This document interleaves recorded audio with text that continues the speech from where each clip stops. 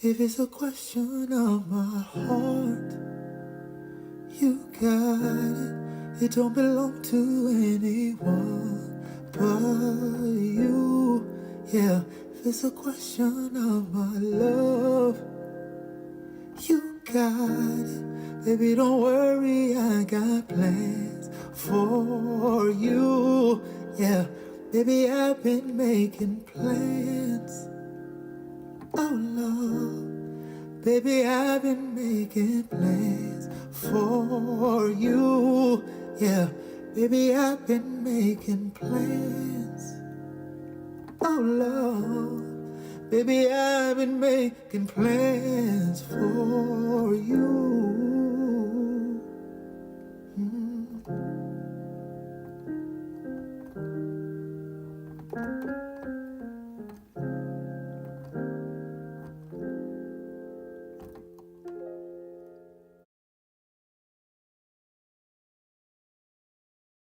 Getting engaged is like is the first hill of the roller coaster, and you hear those clicking, the loud sound. It's really violent metal, chunk, and you go, what's going on here? You know, boy, this thing's really goes high. And then you go over the top. The wedding is at the top. You go over the top is the wedding, and then you just scream it. Well, even if you make plans, you never think you're really ready for marriage. No, it's like any growth. You can't be ready for it because it's growth. It's going to be new. It's going to be new. You're going to have a new life. You're going to be a new person.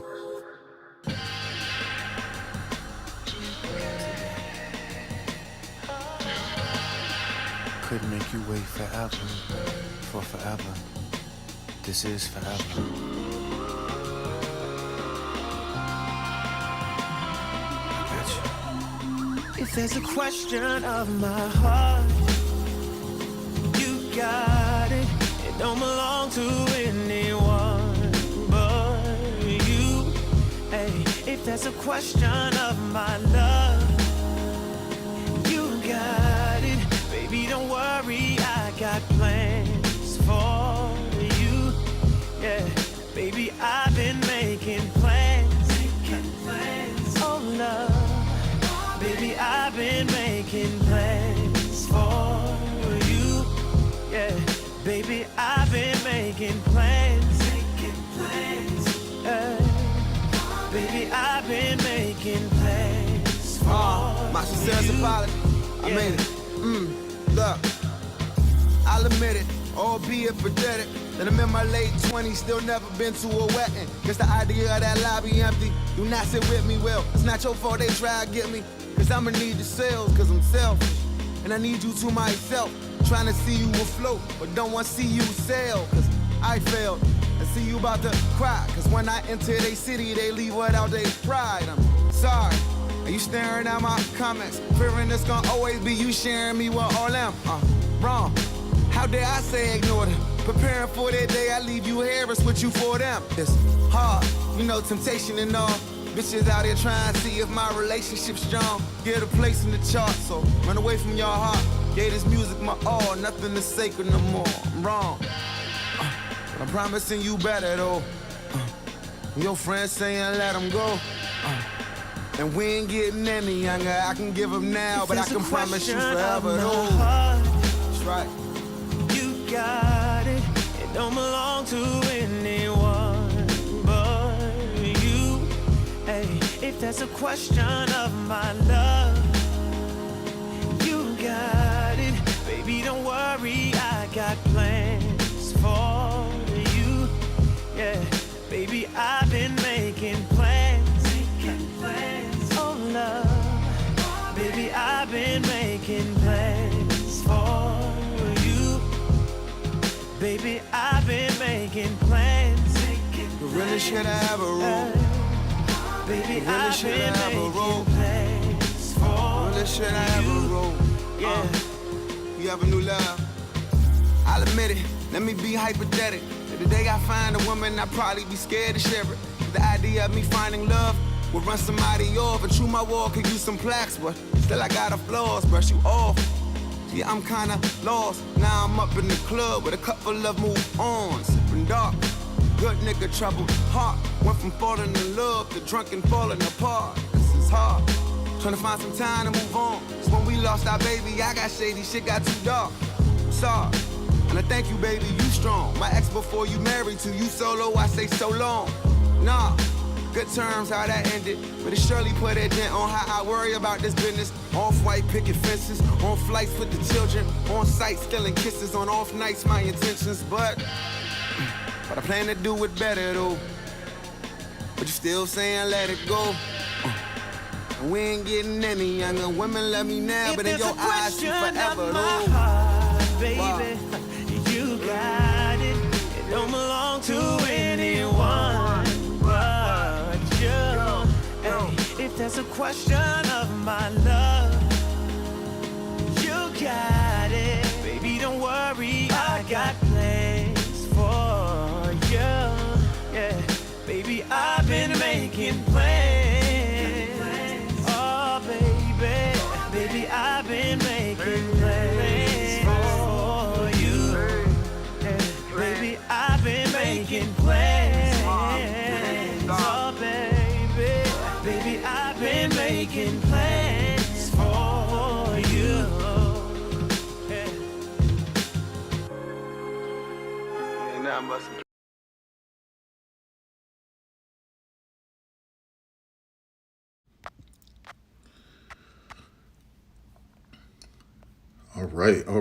All right. So you saw that sisterhood. I told you when Caitlyn isn't on the court, these women, they know that they experienced so much basketball death last season, and it made these women, the closest thing to sisters is real sisters. It made them really, honestly, like a family. And the new players on the team, they feel that. They feel that. And it's about survival. It's about living, okay? And they don't want to die. And if the referees didn't cheat them last year, the Fever, I believe, would have won the WNBA Finals. They don't want to die. Okay, they experienced too much loss and they learned how to win and how to be there for each other through some of the most difficult times in basketball history. I think the closest thing that I could think of was the 2018 Notre Dame Fighting Irish women's basketball team, where damn near the whole roster was injured outside of like 6-7 players. Really like 7 players. So that's the closest thing I could think of. And so these women had to learn how to live. They had to survive. They had to live. And they came together and they fought and bled and cried for each other. And they just, this bond, they became inseparable, unbreakable, right? And they just know how to be there for each other. They just don't want to die, y'all. They don't want to die. They want to live. And they'll do anything to live. Okay? And you could feel that. You could feel that. It's contagious in a positive way, right? I don't even want to use the word contagious. It's just, you can feel it. And the new players are reciprocating what's given to them, what's being shown to them. Okay, and you can call it culture, right? Which is what Stephanie White brought there last season. They all had to learn how to live, y'all. It was so much basketball death last season that I can't remember. The only thing I could think of is the 2018 Fighting Irish women's basketball team. That's the only thing, that's the closest I can come up with. I mean, that was some serious basketball death last year. Number one, DeWanna Bonner left you. Caitlin Clark gone for the year. Sophie Cunningham gone for the year. Chloe Bibby gone for the year. Sydney Colson gone for the year. Ari McDonald gone for the year. Damiris Dantas gone for practically a month. Didn't come back. You lose Kelsey Mitchell in the final game. These, all they had, they just had themselves, man. They had to learn how to survive. They didn't want to die. You guys saw game 5 when Kelsey Mitchell went down. Go back and watch that game and look at Odyssey and look at Aaliyah and Kelsey and Lexi and all of them. They just all just gathered. And it was almost like they were guarding each other's front and back. And it was like, no more. Like, no more death. Like, come on. Like, they didn't want to let go. And they brought that game to overtime, and they should have won that game. They should have won that game in regulation. But they definitely should have won that game in overtime. Okay? And this is serious stuff, y'all. That's why I said, like, they don't need Caitlyn for on the court stuff. Now, listen, I'm pretty sure they all like Caitlyn off the court as a person in their own way. Perhaps, maybe. You never know, but maybe. They say the locker room is great, and that could be true. They probably all like Caitlyn, but they just don't need her on the court. Okay? They just don't need her. Right? They held them under 90 points. Once I saw that Mercury had 89, I said it's over with. The Fever are going to win the game. Because when Caitlyn isn't playing, it is rare that the Fever will ever let a team get 90 points. So as soon as I saw the Mercury had 89, I said game over with. The Fever will win. It is rare that you will ever see the Fever give up 90 points without Caitlin Clark. It is rare. I knew the Fever were going to win when I saw that they had 89. I said, that's game. That's game. That's game. Right? And remember what I've been telling y'all about Ty Harris, even when she was at Dallas and when she was with Connecticut. And what did I tell you about Ty Harris? She's same with Lexi Hall. They were born with a clutch gene. Renaya Davis. These women are born with a clutch gene. And if you ever watched Ty Harris in college, Ty Harris would hit these ridiculous clutch shots seemingly all the time going into half. She was their clutch player. She did a lot of great things. Ty Harris was born with the clutch gene. She used to break your heart in college. She would hit clutch shots. Who else? Suge Sutton was born with a clutch gene. If you ever watched her at Texas, watched her in the pros overseas or in the States, Ty Harris born with a clutch gene. Suge Sutton born with a clutch gene. Renaya Davis born with a clutch gene. Lexi Hall born with a clutch gene for defense in 50-50. You just have certain players who God just gave this clutch gene to, right? And they come up in big moments and they thrive in big moments. It's sort of like they said how Patrick Mahomes, during the most intense moments of the game, his heart rate he's calm. He's under pressure, and they said it's eerie. He's eerily calm in the most intense points of the game when everyone else is on edge. Everyone else is nervous. They have butterflies. They said Patrick Mahomes, they did tests on him, and he is just eerily calm, as if nothing is ever wrong, as if they're winning by 50. I'm talking about when the game matters the most, when it's win or lose. In this clutches moments, they ran tests on Patrick Mahomes, and they said he's eerily calm, as if the Kansas City Chiefs are winning by 50. It's the most strangest thing in the world. Michael Jordan said he relished those moments. The basketball looked like an ocean to him. He said he relished, he loved those moments. He didn't shy away from those moments. He welcomed them. Some people are just, it's like God just blessed certain people with a clutch gene in all sports. Listen, really in all industries. But it's just certain people that are in sports. I just want to focus on sports. Praise my creator. Hallelujah. Thank you, Father. He just blessed certain people with a clutch gene, y'all. And that woman, right? Those two women that you're looking at, right? Now, Kelsey is amazing. God blessed us so much. God blessed Aaliyah. You got to love the hard work Monique Billings put in to get her game where it is, where she can earn that kind of salary. And if for some of you who've been watching Monique Billings the last 3 years, she put in a lot of hard work and it paid off for her. But I just want to focus on Ty Harris and Lexi Hall. Super clutch players, man. Super clutch. And Lexi was dealing with some back issues again. Sophie Cunningham came up big, man. Sophie came up big. And it was rough for her shooting at first, and then she sort of figured it out.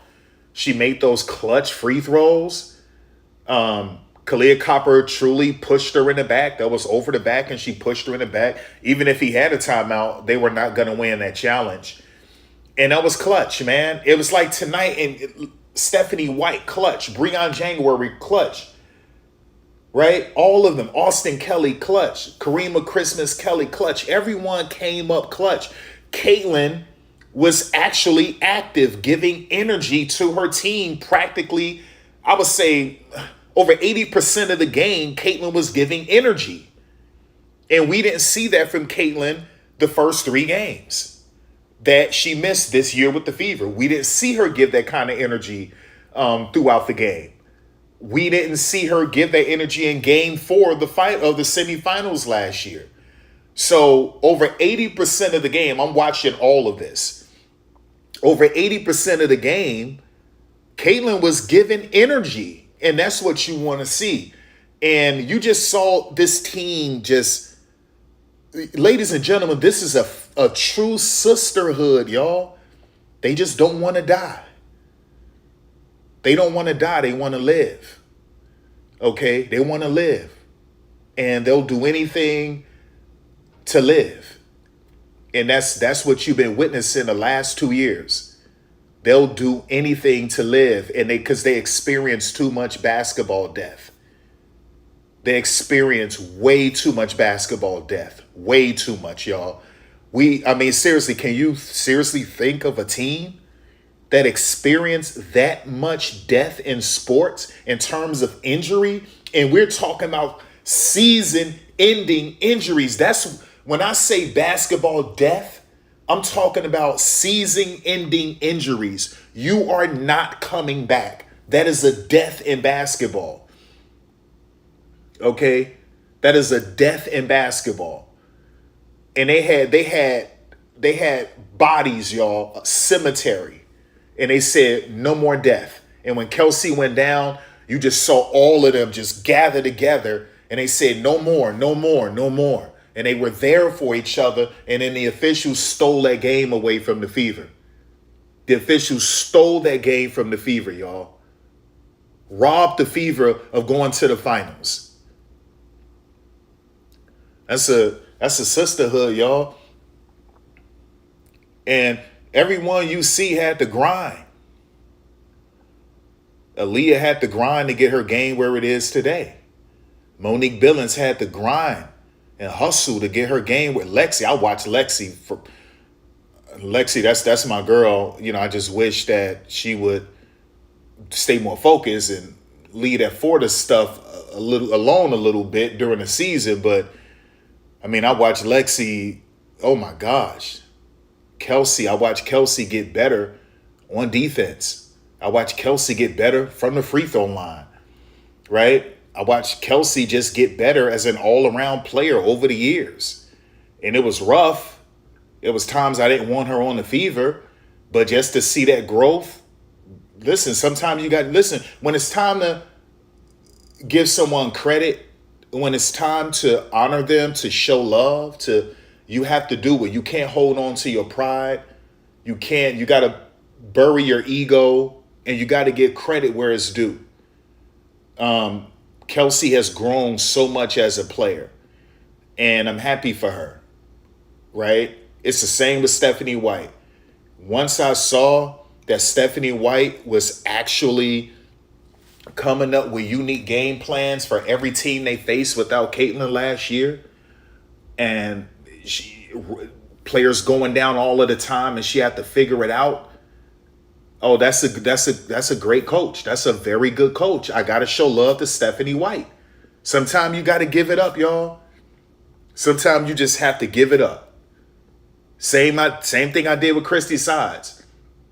Got to give it up. Christy turned it around. You got to show love to Christy. Okay, Kelsey Mitchell turned everything around. Show love to her. You understand? Super excited for Ty Harris. Ty Harris grinded it out. This league was rough. It was rough. Even Dawn Staley told her before the draft. They went live on IG. Her and Dawn Staley. And this was the morning of the draft. And Dawn Staley, Ty Harris asked Dawn Staley, what do you think my average will be? Do you think I can win Rookie of the Year? And Dawn was honest. And this was all on IG Live, the morning of the draft. And Dawn Staley said, ooh, she said, you know what? I think 7 points, 5 assists, like a steal a game. And Ty was like, dang. And Dawn was like, it's the next level. Dawn was like, it's the next level. Dawn was honest.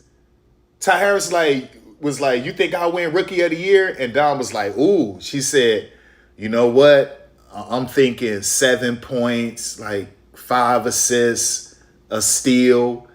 And Ty Harris was like, dang. But Dawn was honest. She was honest. And Ty Harris just had to work. She had to build it up and build it up and build it up. Right? Listen, Raven is going to go through the same thing. You got to put in the work. You got to put it in. If you really love it, you will never quit. You understand? That's why I think I'm disappointed with Bree Bill. Bree Bill would have been one of the greats, and she gave up, y'all. She gave up, and she's happy with her fiance. He played for the Panthers, and he got that massive contract, and Bree is doing modeling stuff. So Bree felt she didn't need basketball. She's with a multi-millionaire now, and it is what. So I guess it wasn't about the love of the game for her, because if that was the case, I don't care that your fiance or husband is a multi-millionaire. If you love it, you'll still hoop. If you love it, if you truly love it, you'll still hoop. Okay, and so like that's one of the things. Kelsey, I told y'all, Kelsey, she doesn't have to give this type of effort if she didn't want to, because she's about to make around $5 million with Project B. Okay, remember the base salary is $2 million. So Kelsey, there's no way I believe they're only giving her $2 million. I think they're giving Kelsey $3 to $5 million. Okay, so that means Kelsey, she doesn't have to go all out the way she's been going all out. She could have taken her foot off the gas, and she didn't, right? Maybe Sophie most likely been watching my videos because I've been tagging her. It's looking like Sophie is starting to put her foot on the gas. To me, it looked like Sophie was taking her foot off the gas to save her body for Project B, because that's $2 million. They're probably giving Sophie more than that because of her social media following. So it looked like Sophie was taking her foot off the gas. After she watched my video, when I called her out on it, Sophie been mashing that pedal, man. Right? Sophie been trying to go 100 miles an hour or less than that, So, listen, I appreciate that. I appreciate that. And yeah, it's just one of those things, man. So yeah, do they need Caitlin Clark? No, they don't need Caitlin Clark. Now, they just don't need her, y'all. I'm just being honest. They just don't need her. Okay. Like I said, trade her Now they could use her for money. Now what this game will show you is that basketball is beautiful, and you don't need one person to see that basketball is a beautiful sport that God created, that God gave a man the idea to come up with basketball, and then other innovators took it to different levels. Okay, so listen, basketball is a beautiful sport, and you don't need one person to realize, to see that it's beautiful. Now, maybe that one person caused you to watch when you weren't watching. But now that that one person is gone, this game really, y'all should have been sold last year. This game right here, you saw true teamwork, you saw grit, you saw resilience, you saw resolve, you saw unity, you saw love, you saw blood, y'all. You saw a sisterhood. You saw people who would not lose. They were not going to lose that game. They didn't want to die, y'all. And that's what you saw. You saw women who refused to die. And basketball is beautiful. When you watch this game, you watched basketball. You watch pure, beautiful, loving, intense basketball. You didn't watch Caitlin. You didn't watch Angel. You watched basketball, and it was beautiful. And that's what should get you to watch games, these games, to get you to attend these games, is how beautiful basketball is when you really love it, when you invest your time and energy and resources into it, when you prepare the right way, when you're diligent, when you truly care about the craft and your teammates and the sport and your coaches and your fans and your franchise. When you thank God for giving you the ability to play basketball, and you don't take it in vain, and you don't disrespect it. You honor him, and you play it the right way, and you don't quit. You don't die. And they didn't die. They didn't die. They refused to die. They refused to die. And I just appreciate it so much. So yeah, they just don't need her. Hold on. Yeah, they just don't need her, man. They just don't.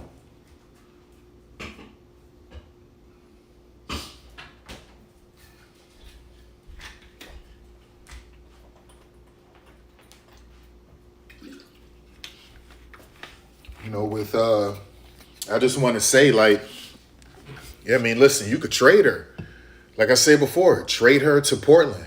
Send her to Portland, and for 2 first-round picks, 2 or 3 second-round picks, 2 or 3 third-round picks, and I would say Carla Lake and Bridget Carlton. I don't know if that's possible to get Bridget because of her contract.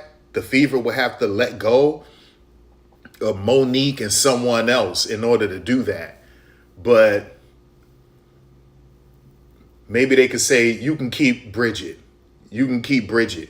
We want Carla Lake. That's what I would do. Okay. Or I would take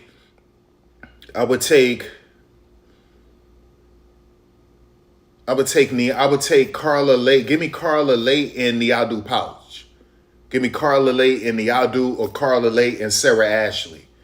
It would have to be one of those. It would have to be that. You got to give me 2 players. So the reason I don't want to lose Monique Billings. Monique is getting comfortable. She's comfortable. She's getting even more comfortable. She's comfortable.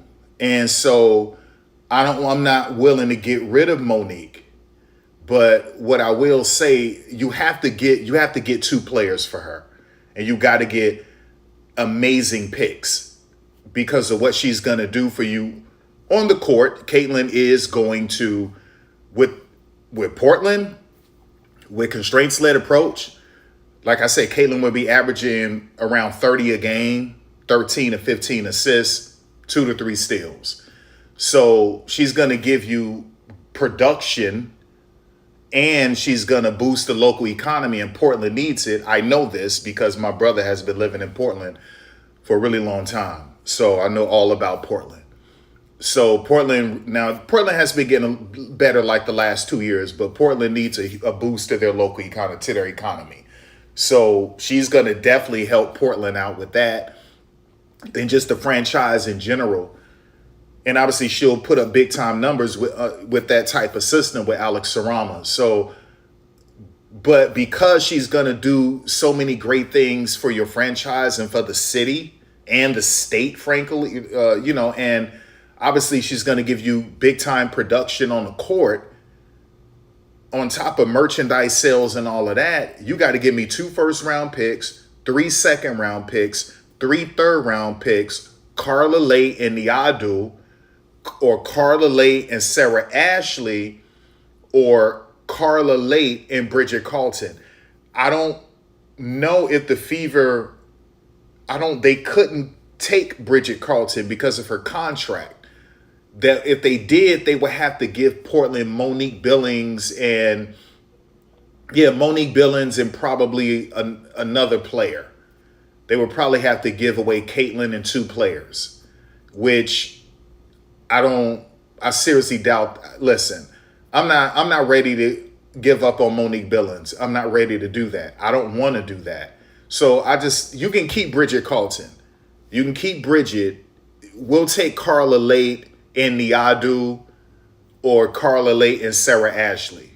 Okay, and then we'll take those 2 first-round picks, 3 second-round picks, 3 third-round picks.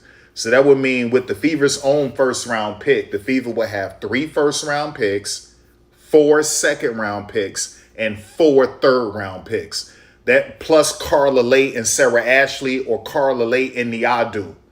Okay, that would mean that the Fever are set for the present and the future. Okay, and you still have fan favorites. You still got fan favorites on the team. And because you fell in love with basketball, you fell in love with the Indiana Fever. You got the Fever for the Fever, baby. You fell in love with the Indiana Fever because you fell in love with basketball. And when you watch the Fever without Caitlin Clark, you're watching basketball. And that's the beauty of it. That's the beauty of it. And it's like this every time. Listen, they're undefeated without her, y'all. They're undefeated without her. They play better defense without her. It was rough in the first half because the way that you try to beat the Fever without Caitlin, that pace got to be crazy, and you got to put up a lot of threes, and you got to score real quick, right? Or the Fever bury you. They'll bury you, y'all. They'll bury you. And so that's what Nate Tibbetts had them to do. Plus, they got some key pieces back. Akoa Makani, and then you got Sammy Whitcomb, right? So what they were doing, they were making sure that they score quick, real quick. And that's how they were able to try to stay in the game. If he didn't use that strategy, the Mercury probably would have scored 72 points. The Fever would have blew them out nasty. But yeah, without Caitlin, the Fever will blow you out and they'll destroy you. What you're supposed to do is you got to score real quick, real fast, super quick. That pace got to be blistering. And that's what you saw from the Phoenix Mercury. Because if you don't do that, you're going to lose. Most times against the Fever, you're going to lose when they don't have Caitlin Clark. Okay, last year, the only reason why they had what they had, how many losses they had last year? 13 losses last year or something like that without Caitlin, if I'm not mistaken, or 15. The only reason why that was the case is because of different bodies, players in and out. Players kept getting injured, and then they brought in new players and they had to get familiar with each other. They had to build chemistry and learn each other and build a rapport. Okay. And so it took them a little bit. And then once they figured it out, You couldn't stop them. Once they got comfortable with each other and Stephanie turned up the pace and they finished 5th in pace. By the end of the season, the Fever was dominating in pace. And so they finished 5th in pace in the league. They just had to get comfortable and figure each other out because there was so many new players coming in. And you got to dial it back at first. When you get new players like that, you got to dial it back. You can't go at a blistering pace because they got to learn each other and build a rapport. And then once that happens, you can speed up the pace. And that's what she did. And the Fever just start dominating teams, man, start dominating them. And so the culture is there. And you don't give up on a culture. You keep adding more, emphasizing the culture. And everyone just adopts it and they welcome it. And they decided to carry on that culture and protect that culture and defend that culture and fight for that culture and kill for that culture and win for that culture and live for that culture. That culture is the soul. It's a religion. It's a guiding light. And so that's the culture that's been set. And they're willing to live for it. And they're willing to kill for it. And they don't want to die. And that's what you saw. Okay? And that's credit to Stephanie White and the entire staff. Listen, one thing about Kelly Kraskoff, she knows how to win, y'all. In the Fever's first 17 seasons in the league, they made the playoffs 12 times. 71% of the time they were in the playoffs. They made it to 3 finals and won 1. Okay? So Kelly Kraskoff knows what she's doing. It's just that you can't quite see it because you're looking for sexy names. And on paper, this is arguably one of the worst on paper Tigers, on paper, face cards.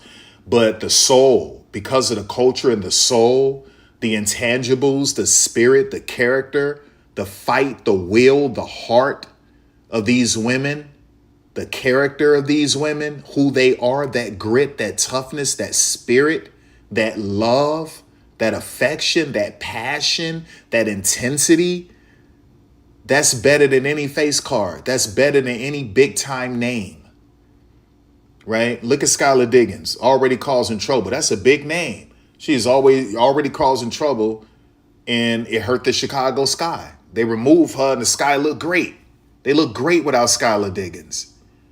Okay, it's just like that. So sometimes the big names is not worth it. Look at Satu Sabali. She can't stay healthy. She's injured. She's sick. All of this stuff. Sometimes it's not about the big sexy names. Sometimes it's about players who fit your culture. Okay, and they'll fight and kill for that culture. And they have heart and they believe in each other. They love each other. They care about each other. They know each other. They're a sister. They're a sisterhood. And so sometimes when you look on paper, it's just like, man, I wish we had some bigger names, but these are big names. These are bigger names. Okay, and it's a beautiful thing. And this team is loaded with a lot of champions. Okay. I mean, this team has a lot of champions. A lot of champions. Ty Harris, champion. Lexi Hall, champion. Aaliyah Boston, champion. You got players with finals experience like Sophie Cunningham with the Mercury, like Raven Johnson, a champion. You know, so you got women on Maisha Hines Allen, a champion. It's just like that. So they made sure, listen, Bree Hall, a champion. They made sure that they put women on this team who are champions. Okay. And then you got women on this team with playoff experience, like Ty Harris has playoff experience. Monique Billings has playoff experience, right? Kelsey Mitchell played 2 years in a row of playoff experience. Okay. And like I said, Sophie Cunningham been to the WNBA finals. So Demiris Dantas, same thing. And that's what it is, man. You know, you want to listen. Grace Van Slooten did really good things in the Big Ten and in tournament. You know, and that's just what it is. So you want to make sure that you put on your team players who are champions and players who have playoff experience and big time tournament experience. And they're selfless players, and they care about the team. They care about each other. Yeah, I gotta talk about Skylar Diggins again, because Skylar cares about herself more than she cares about the team. And so these players care about the team, the culture, more than they care about themselves. And that's how you win. That's how you win, okay? And you get better every day. There might be a day where it's rough, okay? There might be a day where it's not 100% pretty or beautiful, but you fight through it and you overcome it, and you stay holding each other's arms and hands, and you stay with each other, you stick with each other, and you persevere and you make it through. And that's what it is. That's what it's about, man. That's what it's about. And so, like, that's what you're looking at. That's a true sisterhood right there. That's a true sisterhood right there. So, yeah. And you listen, some people aren't happy. They wanted the Fever to lose so they could try to clown Stephanie White, so they could say, see, you didn't play Caitlin Clark on purpose, which isn't true, because Chloe Peterson said yesterday that Caitlin said that she didn't used to like or understand load management, but now she does. And that essentially it's a good thing. But they're not reporting that, these people on YouTube. They're leaving that part out. And some of these people on Twitter, they don't want to show you what Chloe Peterson put out after the game, that Caitlin Clark said she didn't used to like load management. Minute restrictions, but now she does. She respects it now. They don't want to tell you that because they want to sell you on a narrative that Stephanie White is trying to hurt Caitlin Clark. No, Caitlin was okay with it, the minute restriction. She said she didn't like it at first, but now she understands it. So it's just one of those things. So they wanted the Fever to lose so they could blame Stephanie, and you could have won had you played Caitlin, right? You lost because you didn't have Caitlin. All of these people saying that the Fever played better without Caitlin, blah, blah, blah, and it didn't work. And God was like, nope, not happening. They're winning. They're winning. You're going to look like idiots in the morning with your silly videos, okay, right? You're trying to come up. All of these people, that nasty dude, Venom, he's disgusting. He's a snake. He just reminds me of a turd. He reminds me of some weird, disgusting turd, right? He's a snake, a turd. Okay. So all of them. So they were all looking on the bench. What did Stephanie do? Right? These people are thirsty. They're disgusting. They're snakes. And they were all scoping and looking at the bench to see, did Caitlin blow off Stephanie at one point? Did Stephanie ignore Caitlin at some point? Ooh, let me watch this. Let's find something so I could make some content and get some views from it so you can get this little petty YouTube money. It's ridiculous, y'all. And none of that happened. None of that happened. So because they couldn't find anything off with Stephanie and Caitlin tonight, now it's a new day, yesterday, they were hoping that the Fever would have lost so they could say, see, you needed Caitlin. See, Stephanie sucks. See, you blah, blah, blah, blah. And they couldn't do it. God said, no, they're going to win. You're going to look like idiots in the morning. You're going to look silly in the morning. You'll find something silly to talk. Or they might say, man, it was empty in there. Nope. You heard the PA announcer said, all right, we got 17,000 strong in here. Let me hear defense. It was overseas. You heard a lot of Fever fans in there. You had one woman in there wearing the 3 Milk shirt and all of that. You had tons of Fever fans in there. I told y'all, you have to understand something. These people are slow. They're delusional. Every last one of those YouTubers, they average under 50,000 views per video. Some of them average under 20,000. Some of them average under 10. Okay. And in their little tiny brain, they believe that America watches their channel, that the entire population of Indianapolis watches their channels. That's just not the case. They don't know who these people are, y'all. They never heard of these people in their lives. They don't know who that idiot, black and white sport. They don't know who that idiot is, that satanic slut. They don't know who he is, y'all. They don't know who that nasty snake turd Venom is. They don't know who that disgusting devil hole Venom is. They don't know who he is. They don't know any of these idiots. They don't know who the hell Jason Whitlock is. 99% of these people at these games don't know who the hell that dude is, y'all. Right? And that's the God's honest truth. And so what happened was that they fell in love with the Indiana Fever. Some of them fell in love with the Fever in 2024. And then they really fell in love with the Fever in 2025. They're not giving up on the Fever. Okay? They're still showing up to these games. You got that goofy dude, keep the venereal disease, KTV, keep the venereal disease in his mouth, that dirty, disgusting, 9-month pregnant lip snake. You got him lying to people because he'll do anything for views. He sold his soul a long time ago, right?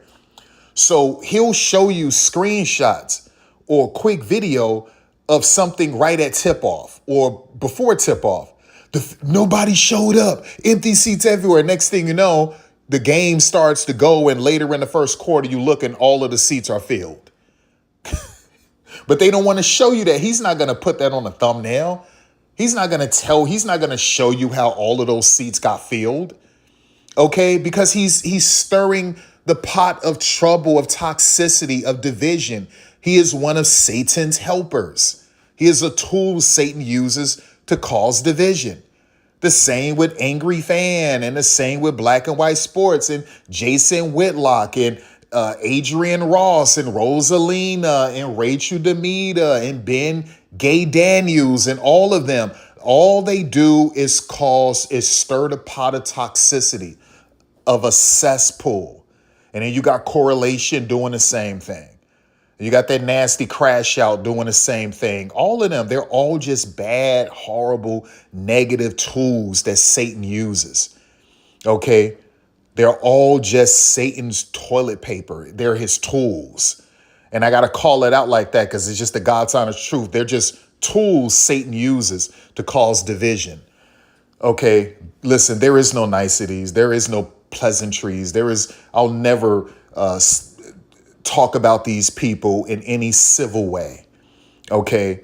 I won't ever speak of these people. I will call you a turd. You are never in your life supposed to have any semblance, not a skerrick of respect for Satan or any tool he has. Anyone spreading toxicity like that, helping to create more of a cesspool so that they could benefit from it with views and subs and a little bit of YouTube money or some followers or on Twitter or X. And no niceties, no civility, nothing. Turds, toilet paper, disgusting satanic tools. You get no love from me. You are devils. You are flat out devils, and you all will go to hell. Every last one of you. Okay, so I just wanted to make that clear. And so now they all feel stupid. Listen, y'all, they just all look so stupid right now. And so what they were waiting on was like, damn, does anybody have any video images of the arena before tip off so I could put that on a thumbnail and say no one showed up? Because they can't say about the game, I didn't even watch that game. I don't care what the Fever do. I didn't even watch the game. Yes, you did. You watched that game. Shut up, you liar. You're going to go to your channel and say you didn't watch when you watched. Shut up. Yes, you did. You a damn liar. Just like y'all said last year, Caitlyn is going, that's it. I'm not watching that prison ball. And they watched every game. They said that our rookie year. If the Fever get kicked out of the playoffs, I'm not watching. And they kept watching and kept making content about it. Last time I checked, no one was playing in the offseason. And every last one of them was making YouTube videos about the CBA and all of this other stuff. I thought you said you were only here for Caitlyn. How come you had tons of content in the offseason about Kathy and the CBA and the WNBPA? I thought you said you was only here for Caitlyn. Like, Caitlyn not hooping. You could have been talking about her playing golf or something. Like, what are you doing? Right? You can't live without it. Right? Once you start watching the WNBA, that's it. It has you. And you can't let it go. You can't let it go. Right? You'll get frustrated with the WNBA. It'll piss you off. You understand? But you can't let it go. You can't let it go. That's the reality of it.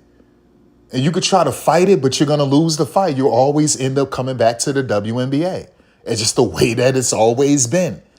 You understand? This league would have been a multi-billion-dollar league over 10 years ago if all you people weren't hating on these women for whatever reason.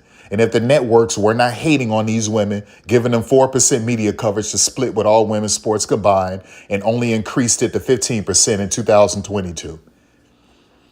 Gave all women's sports combined less than 5% of marketing dollars. So if you're receiving only 4% media coverage to split with all women's sports, and you have to split 5 or less than 5% of marketing dollars, that means you're barely seen and you barely have any money to live on, to sell yourself, to market, to promote yourself. On top of people hating on you because of the race of the league, okay, the sexual preference of the league, what they believe the league is in terms of their politics, and other superficial things like the women are unattractive. Other superficial things like, oh, the women don't dunk. So, like I always said, the WNBA was behind the 8 ball. You got people hating on you because the league is mostly black. A lot of lesbians in the league. They're saying these women are unattractive. They don't dunk. They're liberals. I'm not watching. Oh, and the number one reason, they're women. So had you people not been hating and all of that stuff, Satan loved that you did that. Okay, Satan loved, that's messy. That's what Satan loves, right? They're black. Ooh, I like that. That's racism. That's prejudice. That's racial bias. They're lesbians. Okay, I like that. That means you have something in your eye, but yet you're telling them that they have something in their eye without removing what's in your eye. Okay, so you're just a mess. I love that. I love that, right? They're unattractive. Ooh, I love that too. That's messy. I like that. They're women. Oh, that's the biggest mess. They don't dunk. Yeah, that's immature. That's silly. That's some juvenile 9th grade stuff. I like that. It's messy. It's petty. It's silly. It's stupid. I like that. Like, that's what it is. That's what it is. They're liberals. They're progressives. They're far left radicals or left-wing lunatics. Oh, I like that. That is super messy. I like that. Okay? Even though you're a hypocrite because there's no room for you to judge just based off of some of the horrible things your side does. But I like it. It's messy, so I like it. It helps with division. That's the reality of it. And then the networks were hating on these women. When the league first started, the networks tried to market these women as all heterosexual. That's why you see Diana Taurasi dressed extremely feminine with makeup and a dress on. You saw that with Becky Hammond. That's the way they was. They would dress these, Sue Bird, all of them. They would dress them up real feminine, and these women were lesbians. But the league, the networks, didn't want to sell the WNBA as a league where most of the players are lesbians. So they tried to trick the audience into believing that all of these women were heterosexual women. Okay? You can't listen to that idiot black and white sports. This league has always been a league of black lesbians, and they always tried to sell you on homophobe. Boom. No, that's not true. That's not true. When the league first started, they literally tried to market all of these women as straight women. Right? And it wasn't the WNBA that was doing it. It was the networks. It was NBC. It was the networks that were doing that. Okay? So, like, that's what it was, man. So this league, had you people not been hating all of this time and rejecting these women for stupid, ridiculous, superficial reasons, or just hateful, cruel, mean-spirited reasons, this league would have been $1 billion league a long time ago. The basketball was always the best. Anytime you have a league of a few teams and you're packing this league with the very best talent in America and from around the world every single season, okay, you can't have a bad product. That's impossible. The only time you could ever say that the product was bad truly was like 97, 98. Right? After that, I showed y'all the percentages. I showed y'all the numbers. The highest pace was in 2010. The second highest pace was 2015 or 2016. That's in league history. There has never been a higher pace of play in the WNBA's history, except for 2010 and I think 2015 or 2016. Just think about that. So, listen, I showed y'all the numbers. 2024, when Caitlin and Angel got into this league, the percentages went down. The league was shooting 43% and 33% from deep. Okay? You got years where this league was at 45%, 35% from deep, y'all. 44, close to 45%, 34, close to 35% from deep. You get Caitlin in this league, it drops to 43, 33%. And those are historical lows. Though you have to compare those numbers to like 2002. Those are seriously, those are bad numbers, right? So the basketball was always good. It's just that people were hating. Man, I'm not watching that crap. It sucks. How would you know? You said you never watched before. Well, it has to suck because look at the ratings. No, you idiot. These women are being held back on purpose, you dummy, right? Because there's a bunch of executives who are misogynistic, sexist idiots. And they're like, they were only waiting on something to pop. And like, that's what it was. All y'all had to do was support. I ain't watching that stuff, man. Oh, man, it's women. I ain't trying to watch no women. So you're gay? Is that what I'm hearing? You're gay? You're gay? You want to watch men? You want to watch men play with a ball together? You're gay? That's what it sounds like to me. Okay? Right? So what you just saw was beautiful basketball. But like I said, you just don't need her, man. You just don't need her. You just don't need her. It's beautiful basketball. Yeah, that was a serious block right there. That block right there changed everything. That block and Ty Harris, that thing. Phew.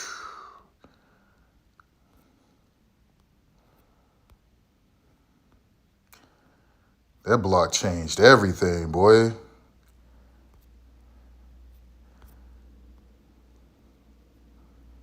Yeah, Leah Boston really stepped up. I just wanted her to be more of a presence in the paint in terms of blocking shots. I need to see her block more shots because coming out of college, she was touted to be being a generational shot blocker. And so, yeah. Let me guess, in the comments, a bunch of Stephanie White conspiracies.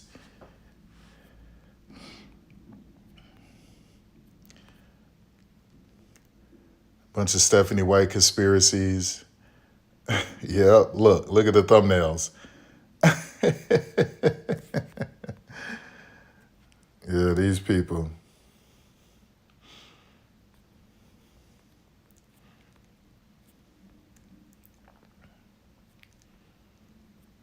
Yeah. At some point, you better show love. At some point, you better show love because what you just watched was pure basketball. That's what you just watched. You watched pure basketball. Pure basketball.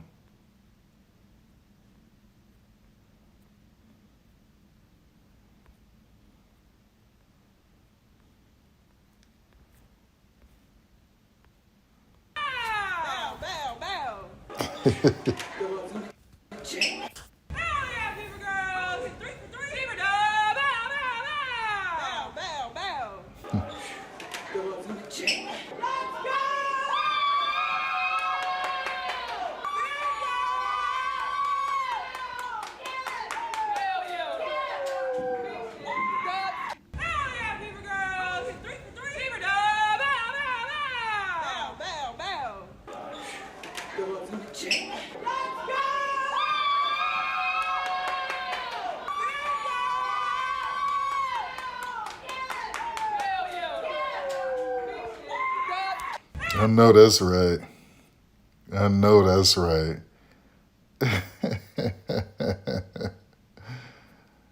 I know that's right, boy. It's the way it's supposed to be.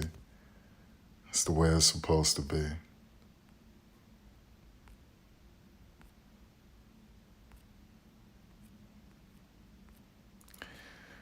Yeah. Let me run an IG real quick. Let me see. I'm going to check some of this stuff out good. It's right here. Let's look at IG. Okay.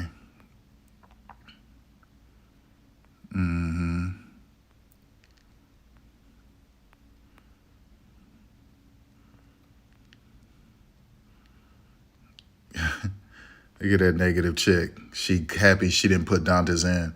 Last game, Dantes was elite. What are you talking about? It's always someone negative.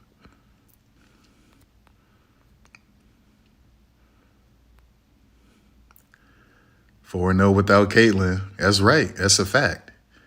That's a fact.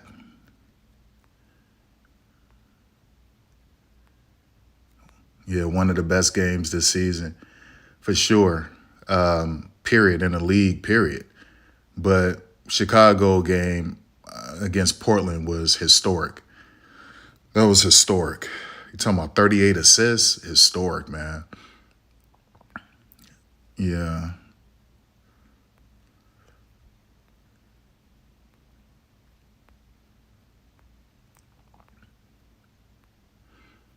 Yeah, this is serious. This is definitely serious. You gotta love it. You gotta love it. I know those idiots they have to feel so stupid, y'all. We're not watching that crap. Yeah, you did. You watched it. And it's not crap. You're just stupid. Look, keep the venereal disease. His thumbnail is left hanging. Caitlin Clark screwed by Stephanie White and Aaliyah Boston. I told you, man, these people dumb. These people are dumb. They have nothing. Listen, all they know how to do is to spread negativity. That's what Satan wants. And they do what Satan wants them to do. Satan uses them to wipe his booty with. They're Satan's tools. They're Satan's toilet paper. And they love it. Yeah. That's what it is, man. They got to feel so stupid. They have to feel so stupid. These are the same. Look, this dude literally said he only watches The Fever because of Caitlyn. He said he don't give a F about The Fever. Him and that goofy idiot, the cigarette smoking dude. But yet, you're up past midnight making a video about the game. Oh, you needed content, right? You're not original. You're not creative. You're not brilliant. You understand? It's just like they said, I'm only watching because of Caitlyn, but yet all off season you made WNBA content. If Caitlyn isn't playing tonight, y'all swear you won't watch unless Caitlyn is playing, yet you're up late making a video about The Fever. Conspiracy theories, lies, innuendo. And then they feel so stupid because The Fever are winning without her. And so it just killed and murdered all of their narratives. So now they gotta look for something negative. Because they're not original people. They can't come up with original content. You understand? They're trash. They're dumpster divers. People sick, man. Sick. But I knew it. Just like, listen, I knew it. All you gotta do is search WNBA on YouTube and then scroll, and then that idiot has a negative video saying that Aaliyah Boston and Stephanie White essentially was hating on Caitlin Clark. I told y'all, like, just negativity. Negativity. These people look stupid. It's like God keep embarrassing them, man. God is continuously embarrassing these people. Man, they wanted the Fever to lose so bad, dog. God was like, not happening. Not happening. No, you get up in the morning, if I decide to wake you up, but you get up in the morning throughout the day and your videos will be looking real stupid. You'll find a way to blame Stephanie for something. You'll find a way to make it negative. You'll find a way to swim in that cesspool and try to invite others to take a dive in that cesspool. And what did I tell you? As soon as the game over with, that keep the venereal disease in his mouth made a terrible video blaming Stephanie White and Aaliyah Boston for some garbage. They're attacking Caitlyn. They're hating on Caitlyn. It's ridiculous, man. Ridiculous, boy. And then people love when Satan uses them too. They get off on it. There's no way he's going to heaven, y'all. It won't happen. It won't happen. It won't happen. He will burn in hell. Black and white sports will burn in hell. All of them. Ben Daniels will burn in hell. They'll all be in hell. God don't want sloppy people around him. You can't be in heaven with him. Too sloppy. Too sloppy. You a whole snake. You a mess. You a dirty snake. You a dirty snake. And then they was hating on Ty Harris because of her tweets she put out telling her to stay off of Twitter and trying to clown her, saying she shot poorly. And Ty was like, yeah, she had a bad shooting game, but check this out. Check this out. And boom. 2 games straight. And now they're quiet. They look stupid right now. They was hating on Damaris, and Damaris did them filthy last game, made them look dumb. It was silly, man. These people are haters, but they don't even know how to hate. Like, their hating is even pathetic. You understand? Even their hating is pathetic. That's good, Sophie, giving love to Michaela Timpson, right? Using that clout you gained from Caitlyn and trying to give some to Michaela. So that's good. Yeah, give some of that clout you got from Caitlyn to Michaela. Yeah, she thought she had that. Nope. Nope. Not happening. Not happening. Look at these 2 snakes. Look at these 2 snakes, y'all. All-Star Game head coaches. So they took the 2 black women, Teaspoon and Cynthia Cooper, and made them the gimmick coaches. And then, you know, where's the black female head coaches? I told y'all, stay focused, man. Y'all better stay focused. Don't let any of this other stuff distract you over the fact that there is no black female head coaches in a league where the majority of its workforce, black women, and there's not a single black female head coach. There's only 2 black head coaches, and you buried their games when they play each other on the app and then put it on national TV to bury the conversation nationally around the fact that there's not enough black coaches in the league that is predominantly black. And the most egregious thing is there's not one single black female head coach. And you throwing these 2 dirty snakes in everyone's face? Cheryl Reeve, who was cussing out fans, telling them, F you, kiss her ASS. F you, kiss my ASS. And she's getting kicked out, right?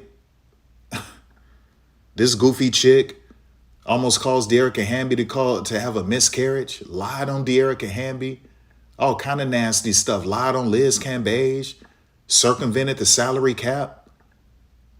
Nasty chick. Don't want to say why she got rid of Kennedy Carter, and we all know why. Because Kennedy was still in age of shine, and then Kennedy hurt her little ego by saying she need to take a leash off. She was like, I'll show you, and kicked her off of the team. And then they asked her today about it. She said, we don't talk about players who aren't on this team anymore.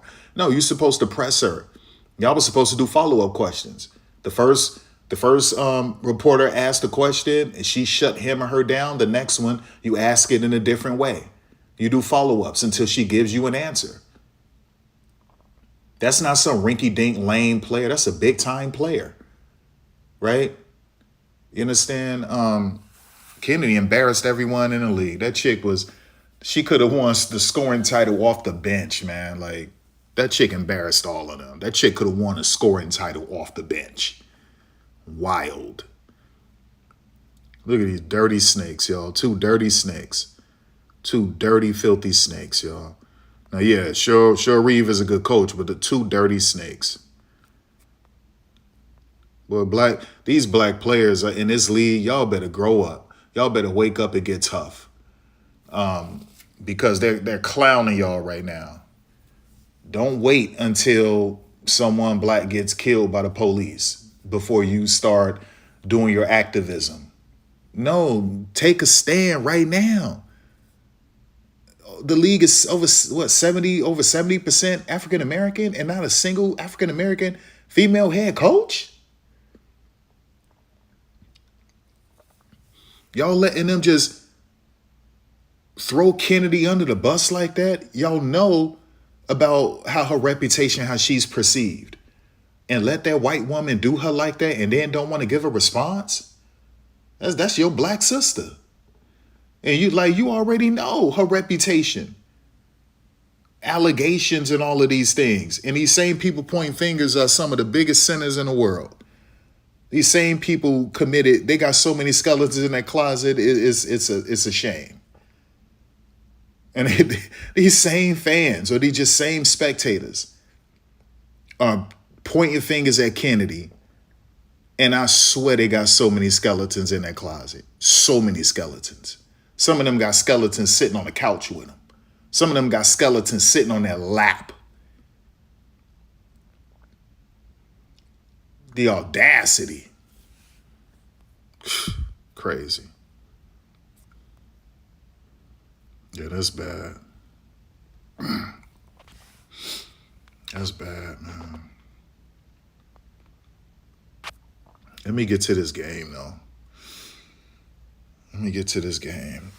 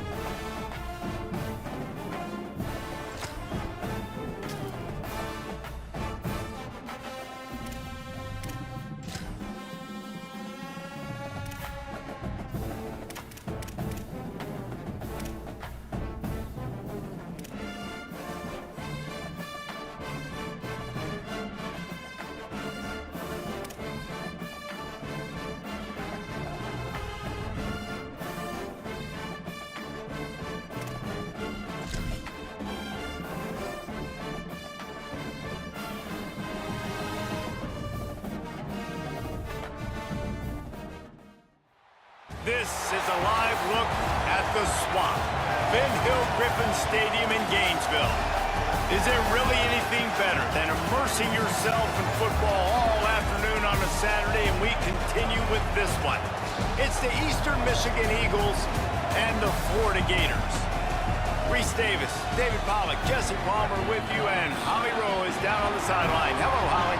Hey guys, the Eagles head coach told me before the game, this is a concerning crowd. You know, every time we're here, it's one of the best atmospheres in all of college football. The coach said they will have to communicate at a high level. They have worked with crowd noise all week at practice. We'll see if it pays off here today. Back to you. Holly, thank you. This ought to be a tremendous matchup. And the Gators kickoff unit is ready to go, and so are we to start this season. Here he comes from inside his own 5. He'll be stopped short of the 20-yard line on the return. They'll mark him at the 19. So Eastern Michigan's offense will go on the attack first. And we take a look at a guy who didn't burn up the recruiting rankings, but man, is he being productive. Fought his way through a lot of competition in camp and ended up winning the running back job for the opener.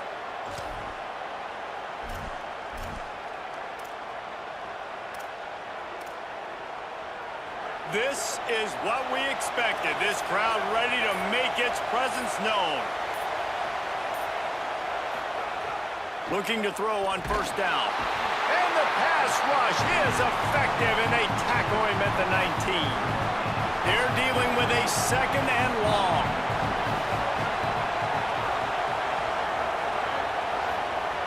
Back to pass. Snagged out of the air.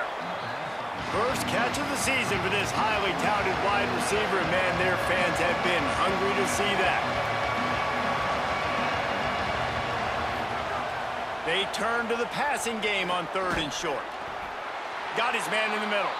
Good effort, but he's going to come up a little bit short. It'll be 4th down and 1.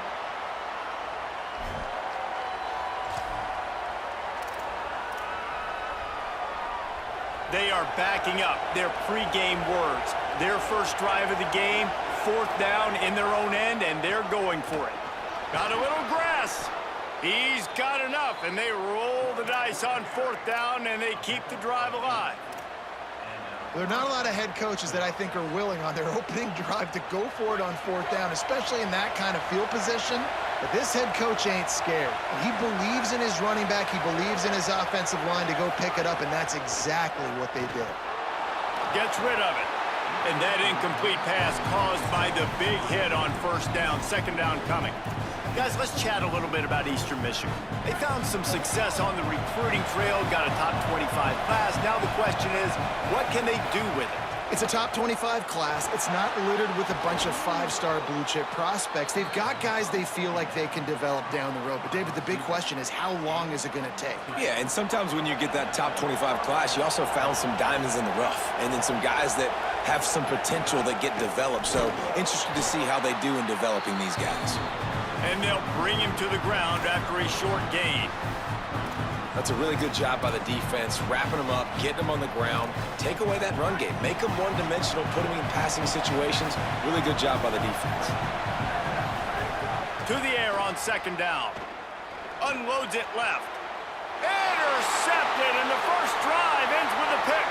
Got room on the return. Not the way you want to start your first drive, and the defense forces a turnover. And that's something you're always worried about. The first drive, it's a good play by the defense, but you're worried about your freshmen settling in a tough environment on the road, the crowd going bananas. Palmer, he makes the early mistake, and I look forward to watching this kid. How does he respond to some early adversity? Yeah, he hasn't played in a lot of environments like this throughout his career.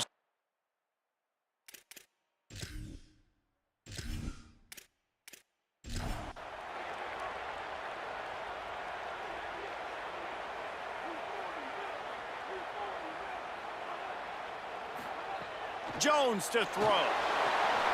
Can't find his man as he took a shot trying to deliver that football, and it'll be 2nd down.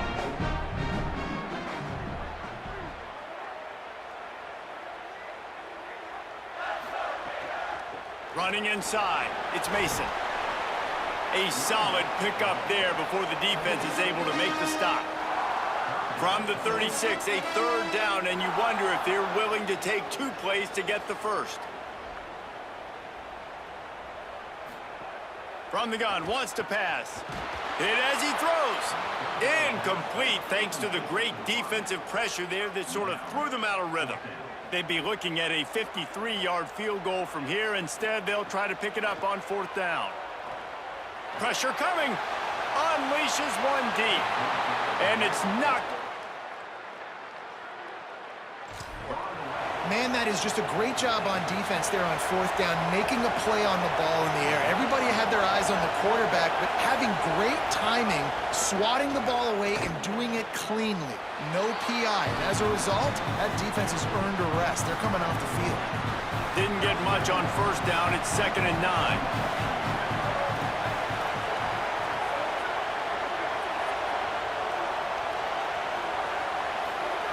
Looking to fire. Grabbed over the middle. It's Burgess. They make the stop, trying to pick up just a little bit at a time to get to that 1st down marker.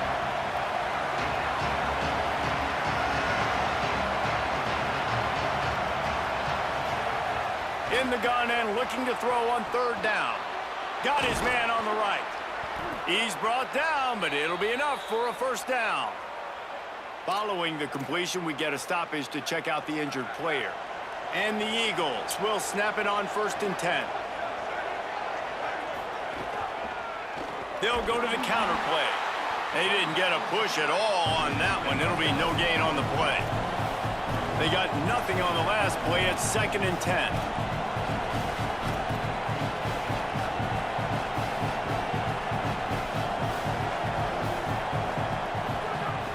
back to pass. Here's the pressure. Got it set up on the outside. Maybe some room here. Really nice pickup on that one as they get it to the 36. It'll be first down. Eastern Michigan surgical on offense right now. They're going to run it. Brought down at the 26-yard line after a pickup of 10 yards on the play, and it'll be a first down. First down, physicality wins football games. Being able to run the football and create balance. And right here, just choose up another first down, gives you another chance to maybe continue to run the football. And I feel like this guy, too, is just an explosive play waiting to happen. His vision, his quickness, and he's got a burst. If you give this guy just a crease, he's going to hit it. And right now, he's doing some damage on this defense. Try to make up for some of that lost ground on second down. They'll give him 3 yards on the play. It's 3rd and 7. Eastern Michigan going fast.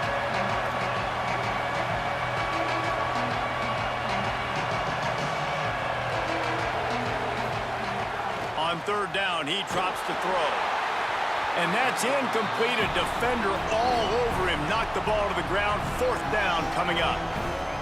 And I think on that last play, that's an example of the quarterback trying to predetermine who he wants to throw to, and instead of letting the defense dictate who gets the ball. Man coverage, that guy was not open that time out on the perimeter of the field. Still, he gave him a chance, but that thing had incompletion written all over it from the moment the ball left his hand. Field goal unit's not coming out here, guys. I think they're going to go ahead and go for it on 4th and long. He'll try to throw and pick up the first down. Turning it on. Got enough space. He'll be pushed out of bounds just short of the end zone, and that one saved a touchdown at least for now. And I love the change in decision-making, right? That was a much better job. Last possession, tried to force it in there, threw the interception. This possession, it's not there. Take off and scramble. Great job. You got enough athletic ability to do that. Big 3rd down conversion by this offense. Draw play, quarterback keeps it. And he'll race it to the house. Touchdown, Eastern Michigan. The defense knew coming into this game they were going to have their hands full. Not only did they have to worry about these running backs in the running game, they had to worry about the quarterback as well. On designed runs and on scrambles, getting set for the extra point after putting the scoreboard to work for the first time. And the PAT makes it 7-0. They took it 64 yards right down the field. And they capped it off with a 1-yard plunge. On the move from inside his 5. Not a lot of space to be found. Good hustle by the coverage team, and they stop him at the 21. The Gators sending the offense back to work. That last drive was promising at times, but stalled out, and they turned it over on downs, Jesse. I think they got to do a better job here, just being better early in the downs. On 1st down, finding positive plays. Yeah, and it's frustrating when you move the football and get stopped on the other side of the field and get no points. But they've had some success, and I like the aggressiveness. They just got to cash some of these drives in. And the pass is incomplete, jarred loose by the hit. They've got to come up with a big play on this 3rd and long. Jones wants to throw it. Quarterback now on the run, still looking. He'll make a play on 3rd down. He's got enough for the first as they mark it at the 32. Here's this offense with a fresh set of downs. Coming out on 1st down with the play fake. Not able to hook up there, incomplete. Backed up now, here's 2nd and long.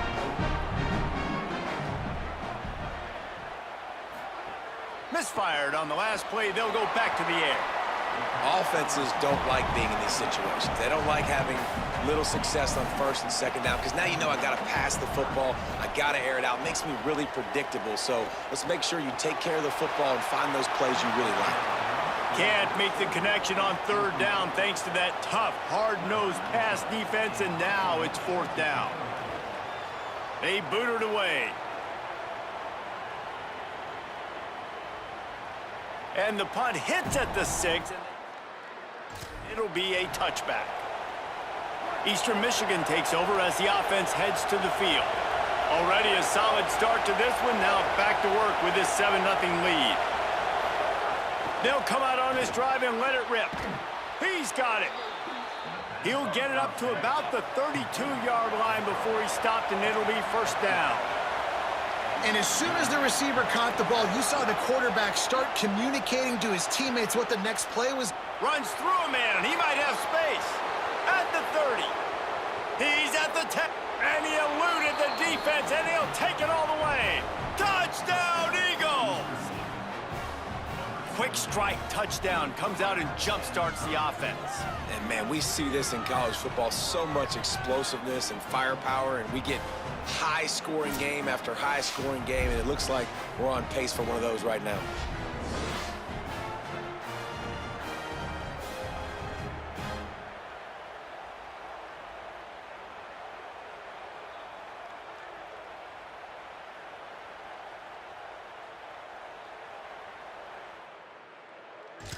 He'll try to tack on one more.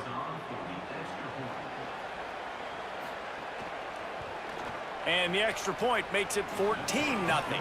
That drive a great example of just how potent this offense can be. 2 plays, 80 yards, give them the touchdown. He'll bring it back from inside his 5. They'll corral him and get him down at the 17-yard line on the return. They'll get this drive going from the 17.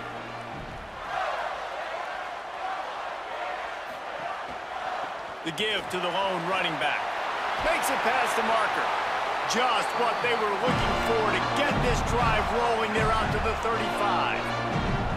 What a phenomenal job in the open field, breaking off the long run, and they're not going to just take their time and huddle up to get maybe a crease.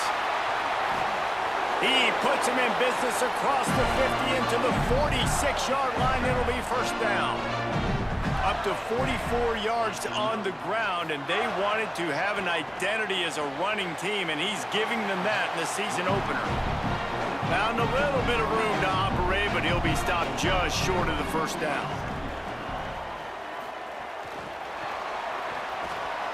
He's there to make the stop, and they threw it in reverse, losing yardage on that play. It'll be 3rd and long. Wide receiver going in motion. Keeps it himself. He was looking everywhere for more running room and couldn't find it. He'll be 4 yards short, and it's 4th down.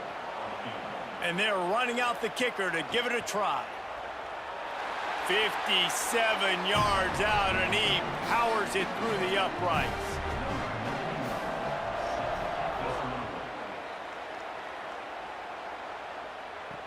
The returner will field it and try to do some business. Really disciplined job by the coverage there and make the stop at the 19. So they start this drive from inside their own 20 at the 19-yard line. Out of the shotgun, they go to the ground. Not much there. Picks up a couple to the 22. And those body blows really, really matter. Like, I want to be able to hand the ball off to my running back 10, 15 times a game. Make the defense tackle them, wear them out. Sometimes these 3 to 4 yard runs, later in football games, they turn into 5 to 15 to 20-yard gains just because of the body blow effect. The noise is deafening, trying to make sure only the Gators get out of the swamp on 3rd down. Blasted as he lets it go. And the incomplete pass will bring up 4th down. Eastern Michigan will be forced to punt. The punter going to get his first work of the afternoon. On the move, looking for a little sliver of hope. At about the 19-yard line. One final play before the end of the quarter.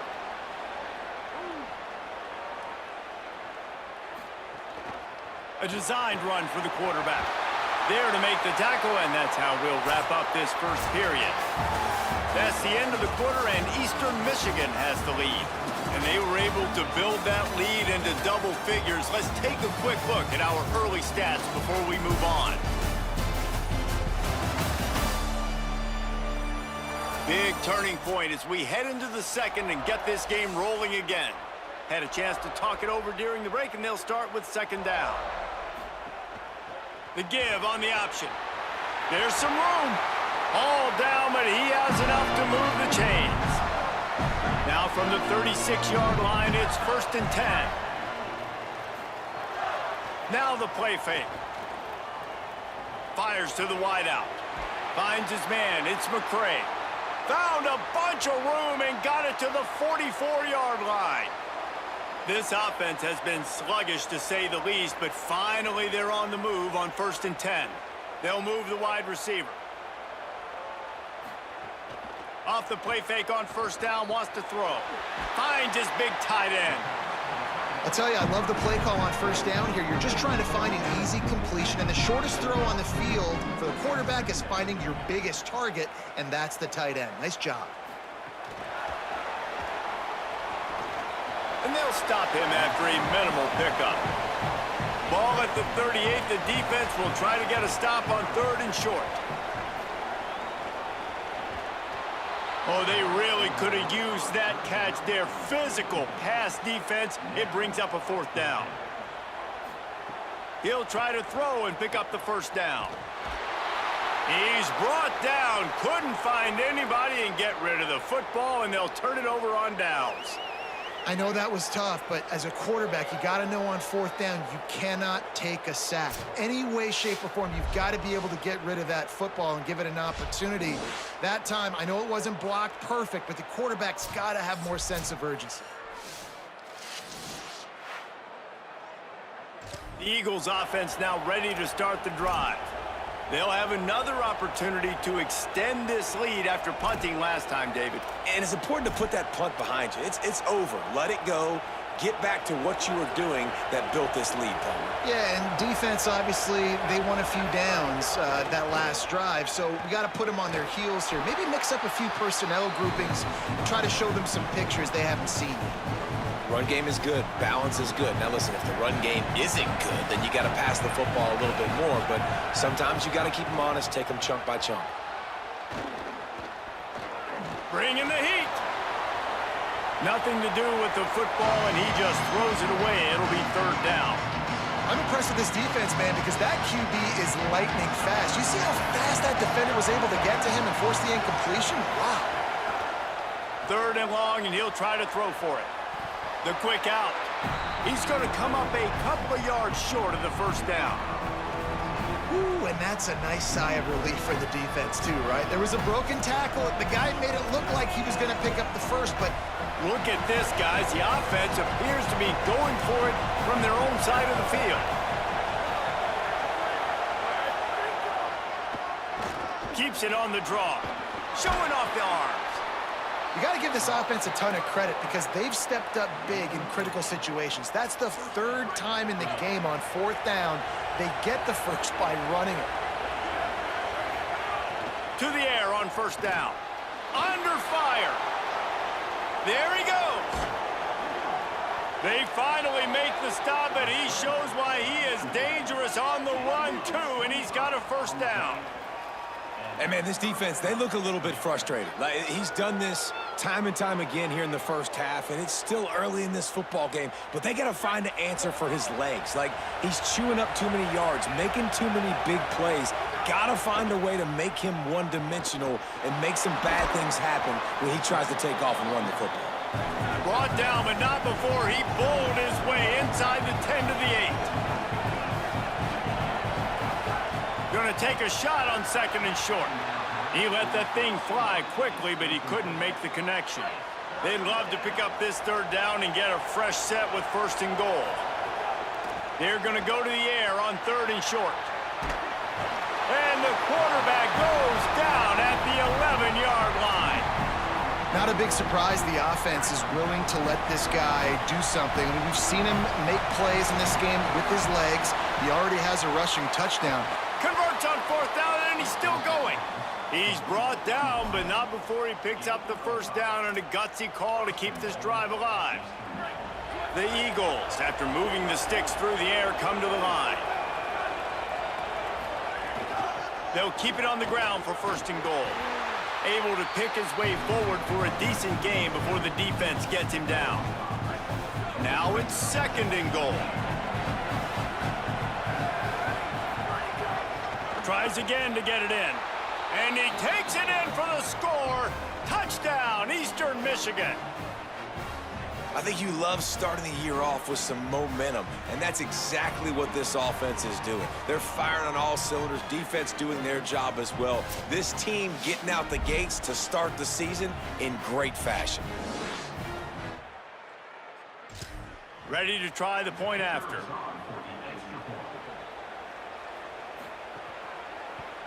And the extra point makes it a 21-3 lead. So that's a 59-yard touchdown drive. And it was closed out by the short yardage touchdown. He'll start the return inside his 5. He'll step out of bounds at the 16 and leave his offense with a long field in front. Here comes the Gators offense ready to go on the attack. This is a huge drive for this offense, down 21-3 and needing to get back in the game. Now they've got even more breathing room out to the 31 and a fresh set of downs. And after that run, there is a player still down on the field. It's 1st and 10 from the 31. He'll do it himself. Great penetration by this defense, and they knock him down behind the line, a loss of 1. After losing a couple on that last play, here's 2nd and 12. Trying play action. Throws to the tight end. That one falls out of bounds, incomplete. Ball's at the 29. Defense can taste getting off the field. It's 3rd and long. Wide receiver comes in motion. Here comes the heat. And it's incomplete on 3rd down. The Gators line up to punt it away. This will be the 2nd time they've had to kick it away.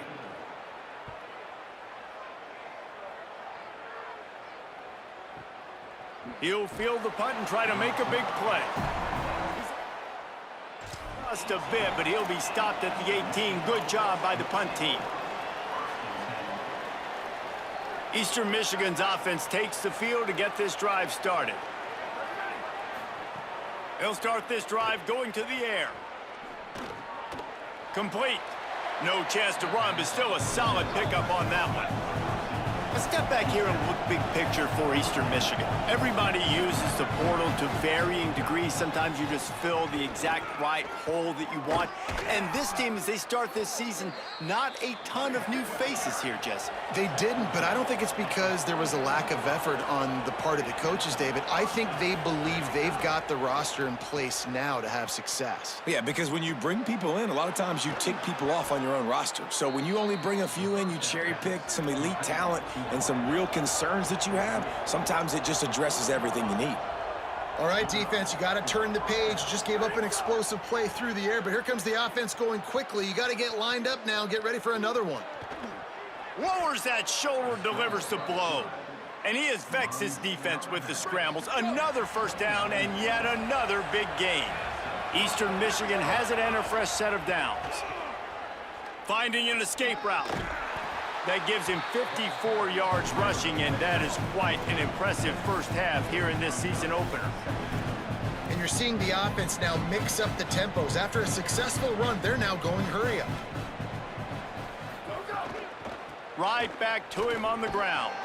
Getting work done on the ground. He's pulled down at the 14-yard line. Eastern Michigan going fast. Might be calling a hot route.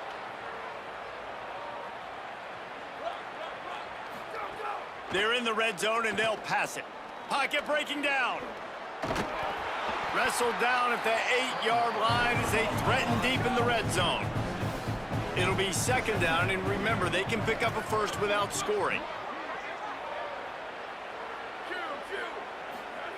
Now they're going to throw it. And he was shooting for the end zone there, and they couldn't make the completion. Really need to pick up this conversion and avoid having to settle for the field goal. From the gun on 3rd down. Got out of trouble and throws. Touchdown, Eagles! Quick strike through the air for the score. Look, it's still early, but we have some real distance being put on the scoreboard right now. You do. It's early, but you got to find something positive. Right now, everything going in the other direction. So how are you going to respond when you've been hit in the mouth early in this football game? Got to find something positive quick.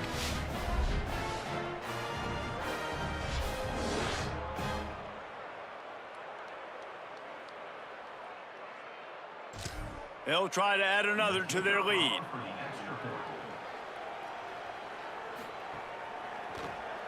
And the extra point is good. So a drive there of 82 yards.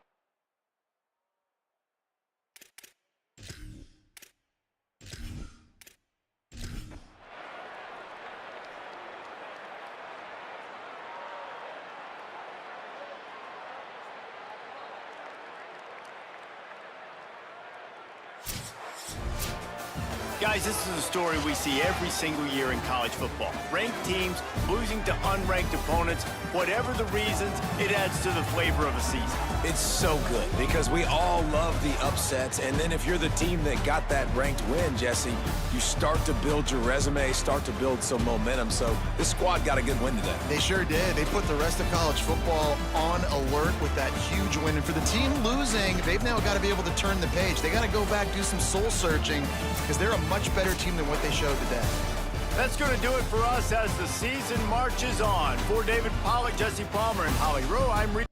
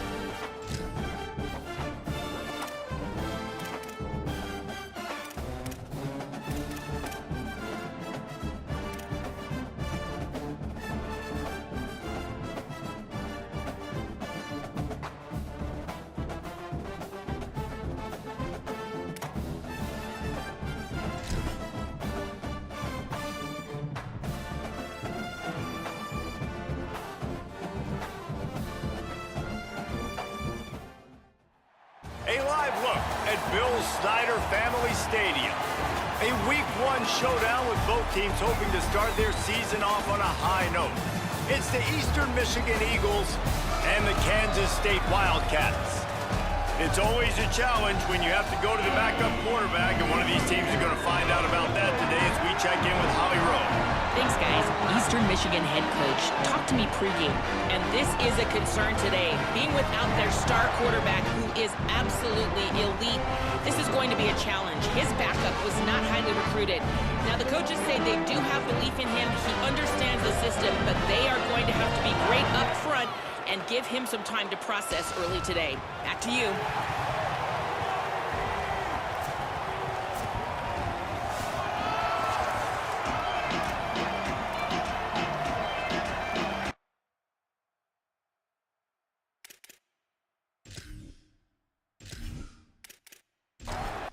Eastern Michigan ready to kick it off and get this game going.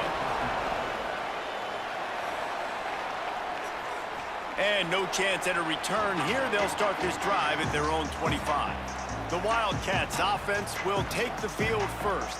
And we take a look at this junior transfer running back. The ground game on him to pick up those tough yards and take care of the ball.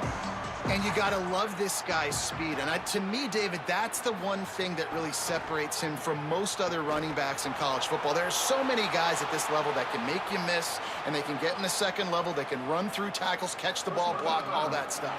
This guy, though, has home run breakaway speed. If he gets past your second level, he's out.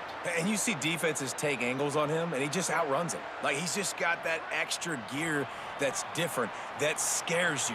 You can tell people are trying to play so fast to try to catch up. So, #1 job for this defense, man. Try to make him play in a phone booth, right? Like, don't let him get out in space and get matchups like on a linebacker. Not a good matchup from you. You will lose that one. Picked up 5 on that last pass play. Now it's 2nd and 5. Handoff from the shotgun. And just wedges it ahead a bit before he's brought down. 3rd and short now. They snap it from their own 46. Back to the ground with the running back. They thought they could just run it on 3rd and short, but this defense was there to make the stop. Gets it away, good distance, but more importantly, just the direction he wanted. So the Eastern Michigan Eagles offense will now get its first chance with the football. Frankly, they've been looking forward to this matchup all him to go after this guy.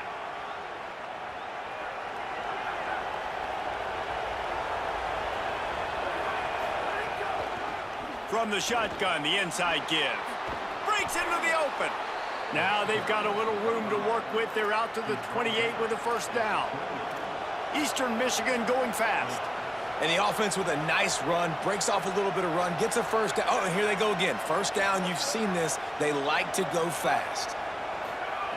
Looking downfield on first down. And this will be incomplete. A big hit there forces 2nd down. Couldn't make the connection last time. Let's see if they throw it again. Back to pass on 2nd down. Oh, they're after him. Still running at the 40. Knocked down at the 44, but he got 15 on that one. And the Eagles come to the line with a new set of downs. These guys aren't human anymore. I mean, they got to survey the field, throw the football, make deep passes, and then guess what else? They pull the ball down, take off, and make big chunks of plays on the ground. It's just impossible to be on defense nowadays. From the gun, the running back tries to hit the hole.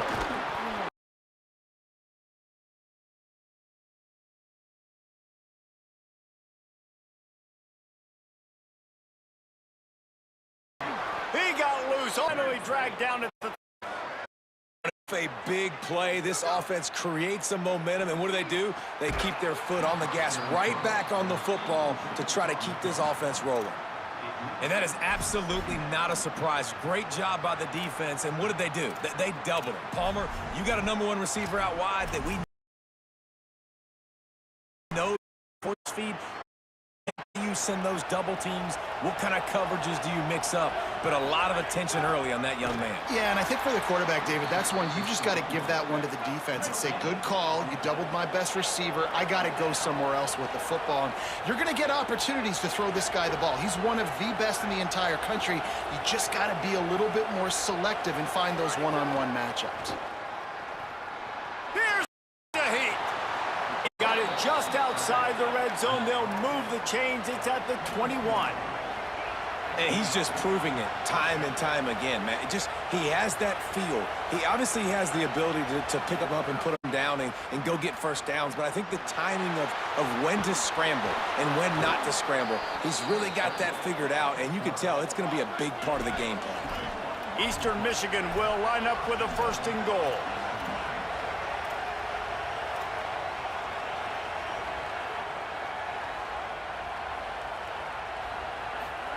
They've softened them up with a run. Now to throw it. Touchdown, Eagles. Fit it in the window for the score. Yeah, this offense, man, they look good. They looked great last week, obviously putting up huge numbers. Again this week, coming out the gates in the first quarter with the scoring drive. This offense is putting the college football world on notice.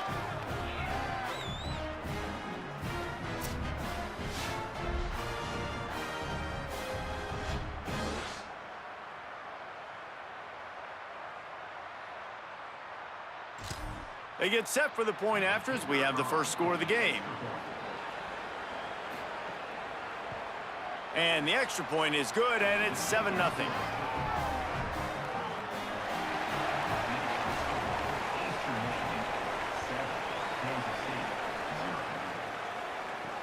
And he takes this from inside the 5.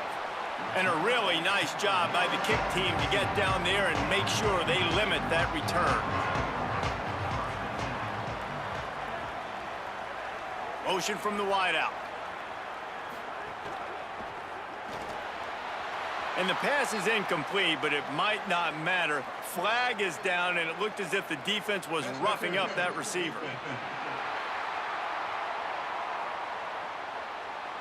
And the defender just way too handsy on that last play. You could see all the contact as the ball was in the air. He simply can't do it, and the referee's caught it. Rides to back and leaves it. Finds his way ahead for 3 out to the 16. Got 3 on 1st down. It's 2nd and 7.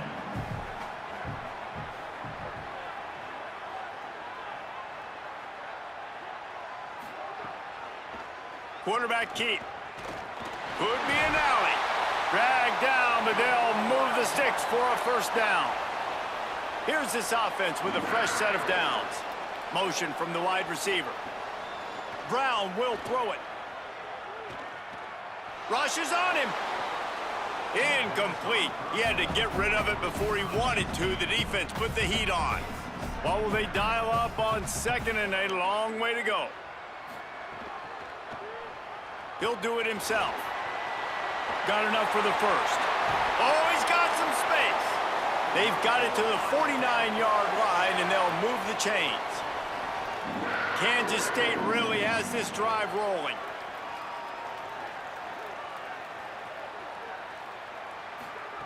Wants to throw on 1st down. Catch in the middle. It's Lovett. An 8-yard pickup on the 1st down completion. Now 2nd and 2.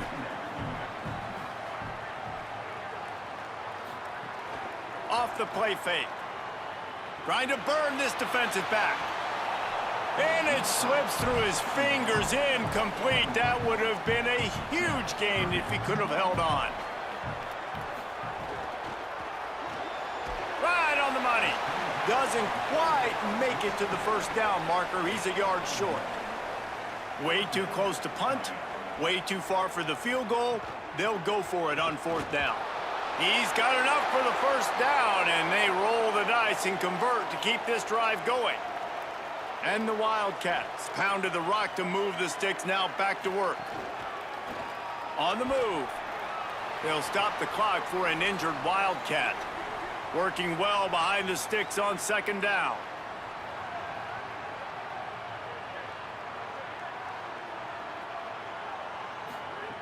Looking to fire. That one never had a chance. Incomplete. After the second down misfire, looking at a 3rd and 8. Wide receiver going in motion. Throws it back. Unloads to the right. Nobody falling for the tomfoolery, the chicanery, and it'll be 4th down. They'll send out the kicker to try to salvage this drive. This is going to have to be unleashed from 54 yards out. And the kicker delivers the 3-ball to finish off the drive. That'll bring him to within 4. Well, that kid just showed off his hammer for a leg, 50-plus, and he did it with ease. On the run from inside his own 5. Room, but not much to be found as he stopped at the 18. Eastern Michigan has it back as the Eagle offense returns to the field. Looking to throw on 1st down. Under fire. Got away from trouble and got rid of it. That's reeled in. It's Gee. And he'll run across the sidelines after the good gain. Picked up 5 on that last pass play. Now it's 2nd and 5. Back to pass. He'll try to do it himself. Crosses the 35. He gets those chains moving, gets it out to the 42-yard line. Eastern Michigan going fast. Well, we know the game of college football is always evolving and changing, and one of the biggest reasons why is the quarterback evolution, dual-threat quarterbacks. You're seeing 2 great examples in this game so far. Both guys can hurt you throwing it. Both guys can hurt you running it. It's been the running attack for both of these guys. That's been the big story so far. Second down, they'll go to the air. Working that left side now. He'll go out of bounds inside the 40. They'll mark it at the 39. Eastern Michigan has it and a fresh set of downs. Looking to throw on 1st down. Trying to make magic with his feet. What a play there, and he rips off a big one all the way to the 16-yard line. Eastern Michigan has moved into the red zone. Trying to cap this drive with the pass. Fires quickly. They'll spot the ball at the 12 after that completion.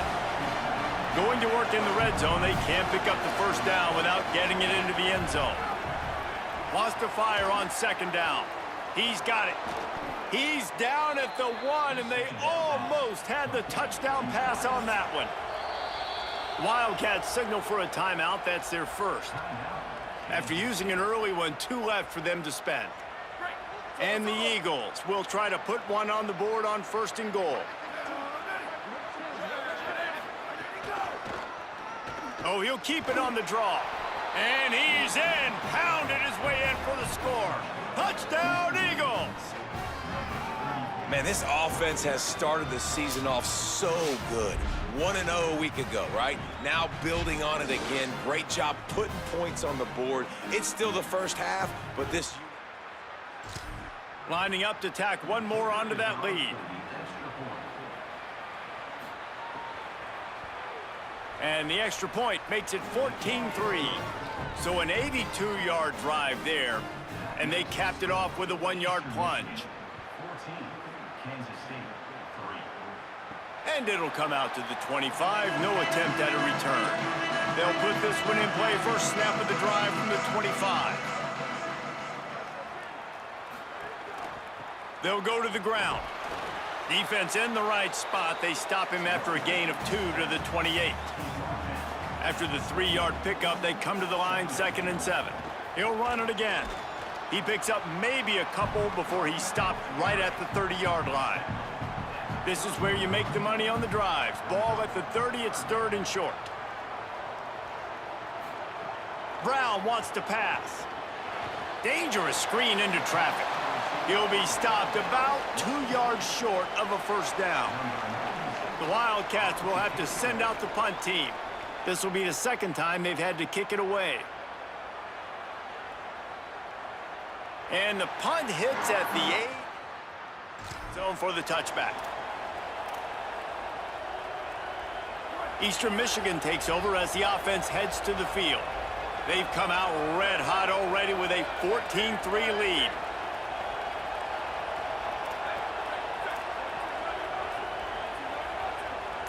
Quarterback may change this route. To the air on first down. Pressure coming. On the move at the 30. That's the kind of play that can really get you going as they get it out to the 36. Eastern Michigan going fast. And both these quarterbacks, man, they're showing off their ability to take off and scramble and make plays. Right here, it's a design pass. He's looking to make a play. What does he do? He sees some space, captures it, makes the big play with his feet, gets another first down. This guy can do that a lot. I like this idea by the offense going hurry up here. You just had a very nice run. Let's get back up to the line of scrimmage and go fast. Second and short, maybe looking for a shot. That's caught. It's Morris. That'll be enough to move the sticks and give Eastern Michigan a first down.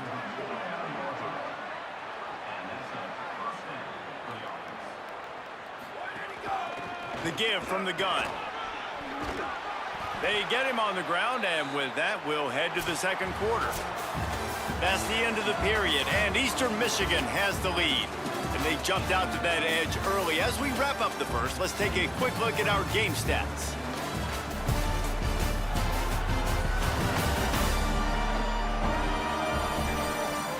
Now to see if they can answer this early blitz here in the second quarter.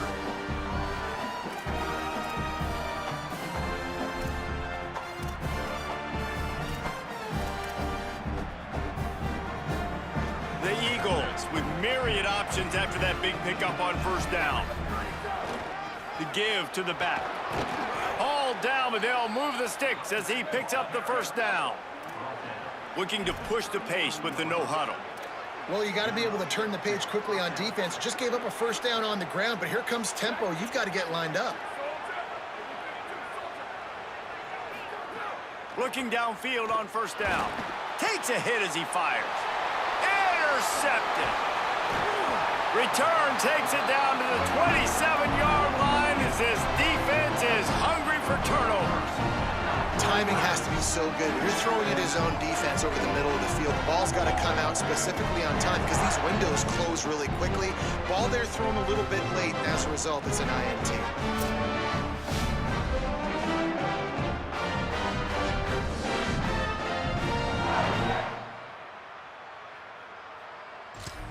Kansas State will get things going as they take over on offense. So far, they've only been able to muster a field goal, but hoping to get things cooking here.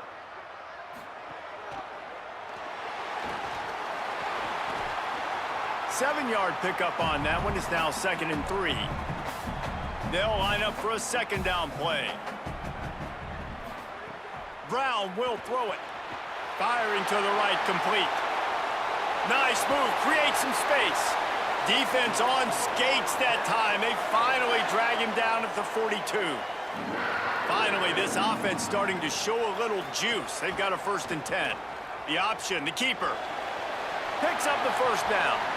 And this offense is feeling it as they rip off a big chunk of yardage, and they've got it on the 22. The run from the shotgun. Following that run, we have a player who is shaken up. Behind the chains now on 2nd and long.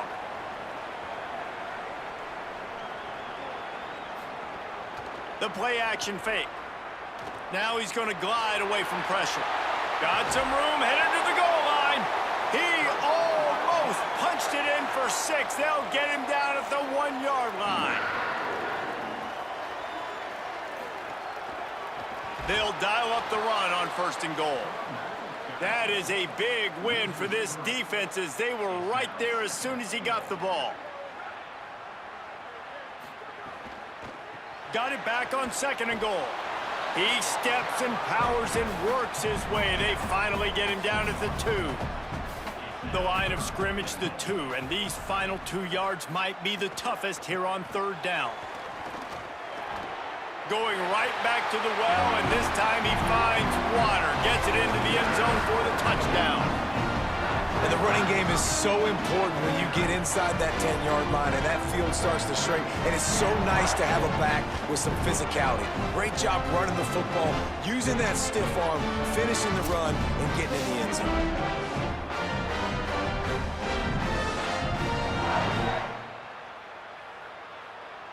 Getting set for the point after.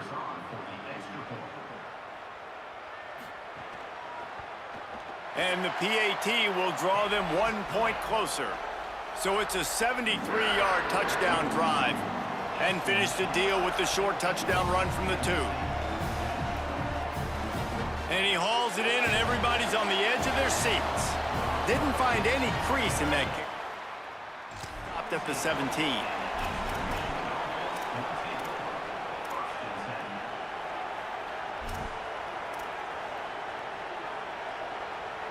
The Eagles offense now ready to start the drive. Boy, they had that last drive moving a little bit, David, but then the mistake just crushed them. Yeah, and those mistakes are going to happen. You're going to throw the football, you're going to throw interceptions. But I think I stay aggressive with this offense. I get back to what I did on the first part of that drive, what made me successful. I agree, David. Just turn the page if you're a quarterback, right? On this drive, you did a lot of good things there leading up to that pick. Forget about it, move on, play the next play. Hauls it in.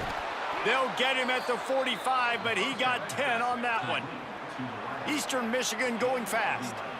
Offenses love the explosive plays through the air, pushing the ball down the field. And look at this. Sometimes it creates some momentum, and you want to capitalize. So you go get on the ball and get ready to run some no-huddle. There's the pressure. Gain of right at 7 yards, 2nd and 3 coming. Offense, quick tempo. And this is the hard part about being on defense and choosing whether to be conservative or bring the blitz. They bring the blitz, he sees it, and that's what he does really well. Sees it and immediately makes a decision, gets to some green grass, and gets a positive gain for this offense. Can't make the connection, and the defense putting on the heat and forcing the incompletion. Well, this defense knew they had a tall task playing against this Heisman caliber quarterback, and the best way to affect him is with pressure. They were able to hit him on that play, and that forced the incompletion.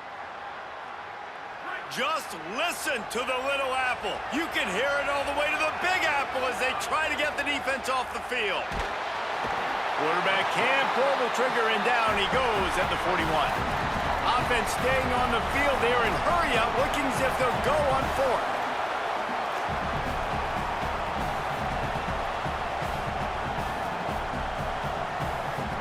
Quarterback making adjustments. On 4th down, looking for the completion. He'll pull it down. Base. Turn it over on downs.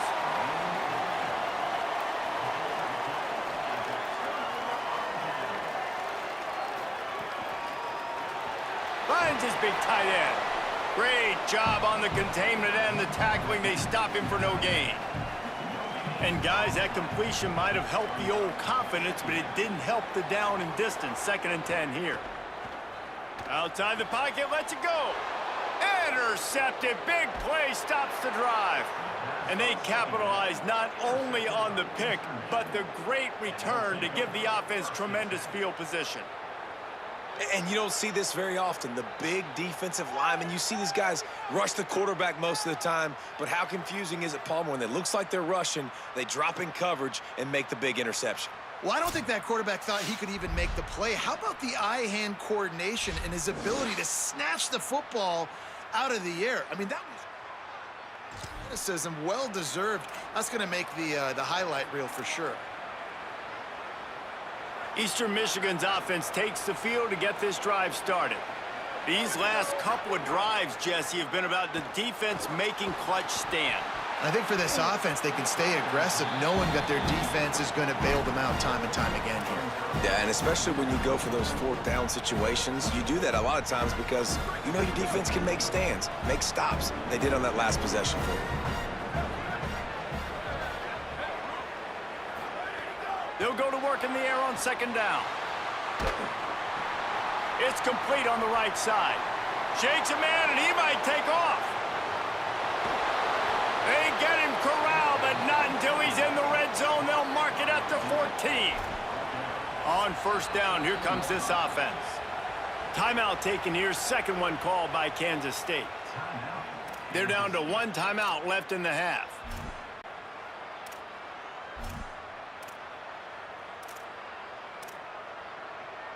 Inside the 15, 1st and 10 from the 14. He goes right back to the air. And the Heat will get home, and the quarterback goes down at the 17. Wow, well, the offense a play ago comes up with a big completion down the field, and they decide to go right back to another passing play to see if they can add on to it, and they were not able to protect the quarterback. Big missed opportunity. Man, you see, once you start to get to the red zone, the contested catch rate goes way through the roof. Who can make those plays when you're physically getting hit? Nice job by the defense, man. Make them earn it. Make them feel it. Get your hands through the contact of the football. Got some room entered to the goal line. They'll finally get him stopped at the 1-yard line. What a run there. And it's just so fun to be a play caller when you got a QB that can do that. Like, it's a pass play. Nope, he pulls it down, chews up yardage, gets a first down. And both of these quarterbacks, man, they have this ability to make big plays. He'll do it himself on the draw. And he runs it in for the score. Touchdown, Eagles.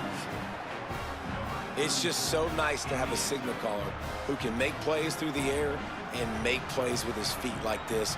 Runs in for the touchdown. The defense knows I have to account for him every play. That's my quarterback.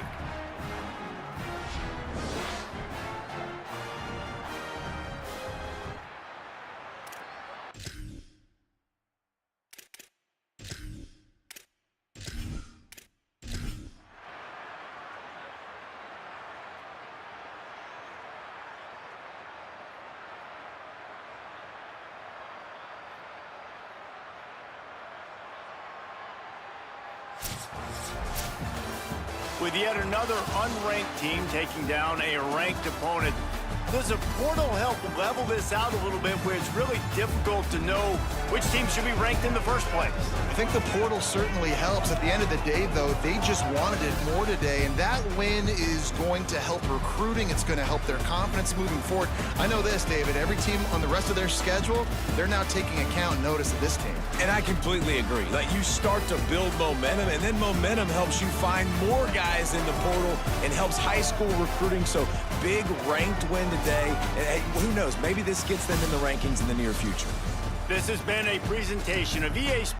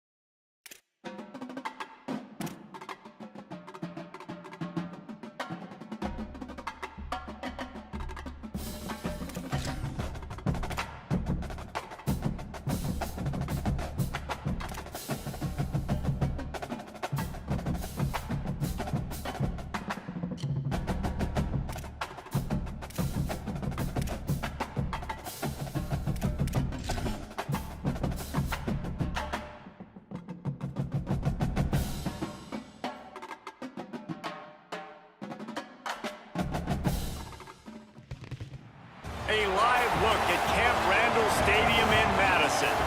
A top 25 showdown coming up. Two of college football's premier teams preparing to duke it out right here on this field. It's the Eastern Michigan Eagles and the Wisconsin Badgers. Reese Davis, David Pollack, and Jesse Palmer with you. Holly Rowe down on the sidelines, and Holly, a little familiarity in this one. Well, guys, I did check in with the Eagles head coach pregame. This team has continued to shine, and he said his message to them in the locker room before the game was, this is our opportunity. They were not ranked to start the season and have continued to play their way into the conversation, but every week gets a little harder. He wants intensity and focus right out of the gate to prove to the world we belong, and we're going to keep making noise this season. Guys? Thank you, Holly. Really looking forward to this matchup. And he's going to bring it out of the end zone. He gets a block. Dynamic on kick returns, and that one puts his offense in business. So Eastern Michigan's offense will go on the attack first. And here comes the freshman quarterback who has certainly outperformed his recruiting ranking. Last time out, a solid day and a victory, throwing for more than 200 yards and a couple of scores. This place is roaring, and it's going to be so hard to operate under these conditions. First play of the drive, wants to throw. Oh, what a grab, pulling it in with one hand. Touchdown, Eagles! He got a step and just dusted the field. And they talked about his speed all week, but it's one thing to talk about it. It's another thing to see it. You see that young man out wide, man. He can fly, and he runs right by the defense. They take a shot early, Palmer. They find the speedster, and he finds the end zone. And I think the defensive coordinator right now is just kicking himself because you're right. I mean, they watched film all week long. You've seen this guy torch defenses. You cannot play coverages that allow this guy to take the top off and get behind your back line. That right there is just a big mistake defensively, a bad call. And kudos to the offense for finding the matchup and making them pay. And the extra point makes it 7-0.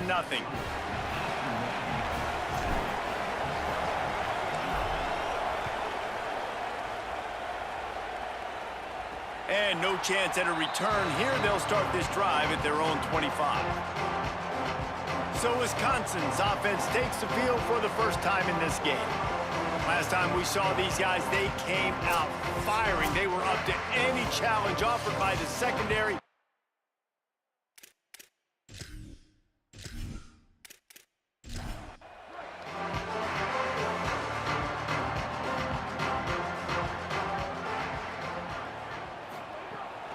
Keeping it on the ground inside. It's Humphries. Defense right there to stop him in his tracks, and they get nothing on that play. Got stuffed on first down. It's 2nd and 10. They feed him again. These little gains can start to add up as he gets it up to the 34. It's 3rd down from their own 34 as they try to keep the drive moving. They'll stick to the ground looking for the marker. Nice job to get it past the sticks, and they get him down at the 35. And the Badgers will snap it on 1st and 10. Keeps it on the bootleg. Fires to the tight end. They'll get the first down. It's spotted on the 49. After picking up a couple of first downs already on this drive, they'll snap it from close to midfield. They'll knock him down for a loss of a couple. Last play was a near disaster, now dealing with 2nd and 13. Looking for a man, it's Hopkins. Got out of trouble, got rid of it. And the pass is incomplete thanks to a big hit. Now facing a 3rd and long. Looking to throw, and he needs a chunk play. Gonna take a shot at this DB. Oh, he can't hang on to the football. A big play sitting right there for the taking, and they can't get it done early in this one. Nice directional kick there, like a solid iron shot.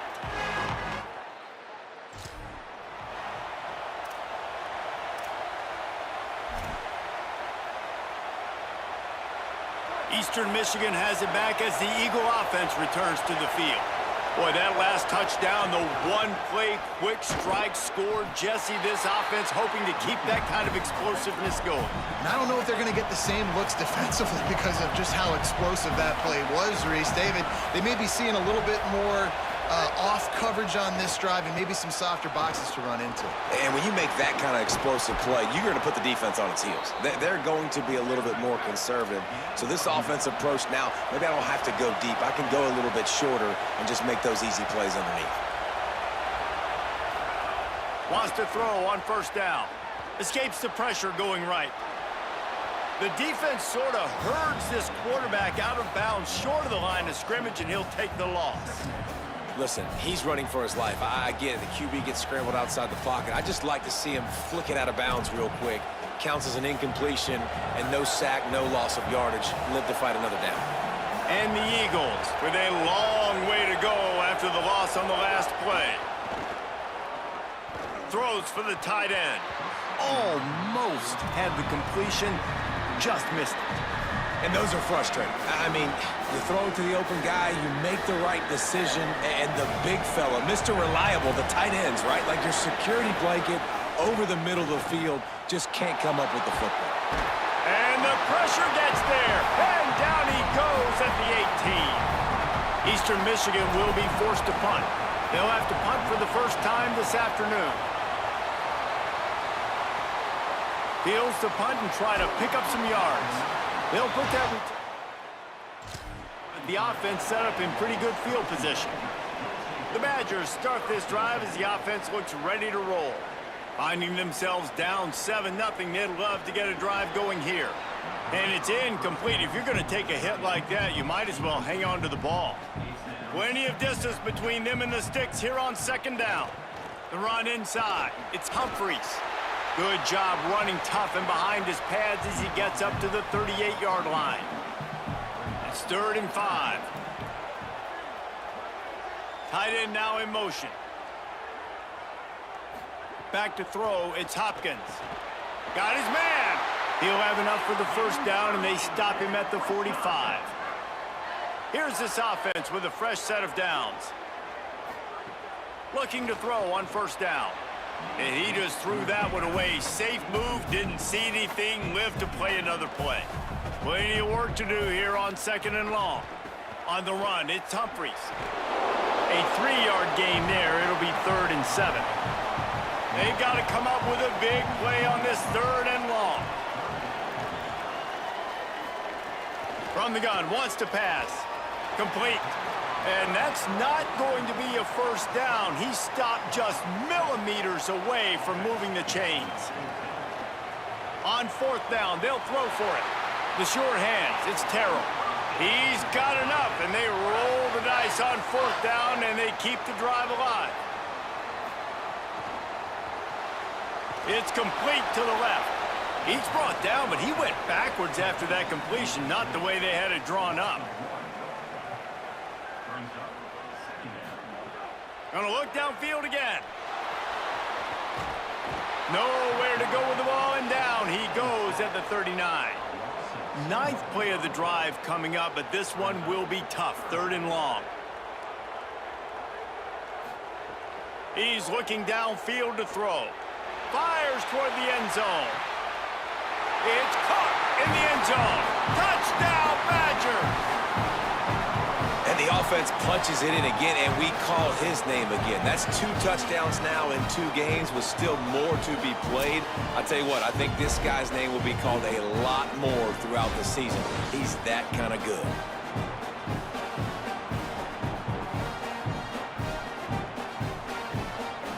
The extra point here would tie the game.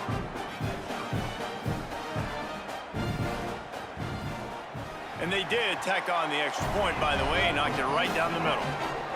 A 67-yard touchdown drive there, and the points come on a pass from 39 yards out. And he'll bring it out of the end zone. He's brought down at the 16, would have been much back. Eastern Michigan takes over as the offense heads to the field. They didn't get much done the last time they had it to punt it away from deep in their own territory, hoping this drive will be more productive. He put that one in harm's way, and it's swatted down. So now it's 2nd and long.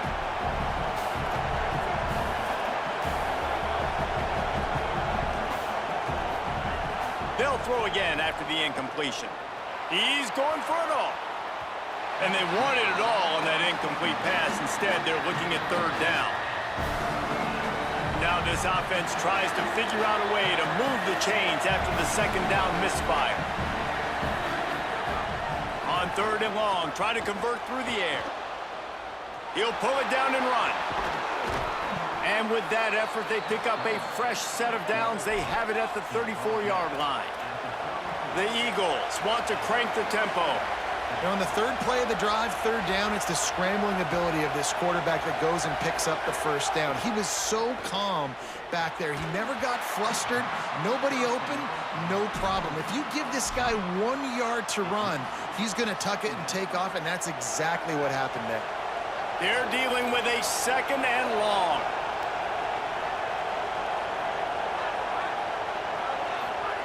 After the incompletion, back to the passing game. Bringing the heat. Crosses the 45. They get him down at the 49, but not before he picks up 15. Eastern Michigan surgical on offense right now. Looking to throw on 1st down. And wings it incomplete. They just have not been able to get this guy going. They've thrown it to him over and over again here in the 1st quarter, and QB and him just not able to link up. The defense knew that was where this guy was going to be looking, but these two, they've got to find a way to get on the same page.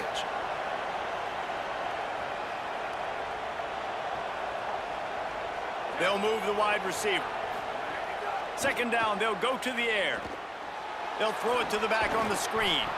Picked up 4 yards on the play. It'll be 3rd and 6.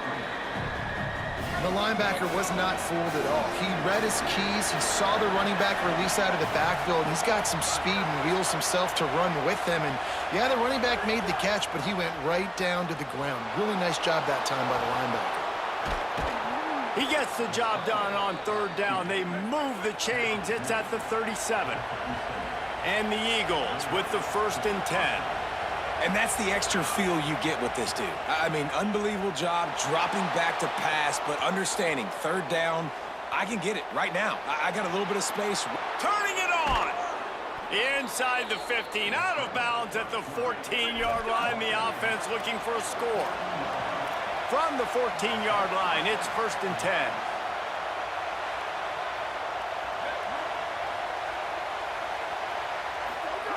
Looking to pass inside the red zone. Rolling to the right, trying to make something happen.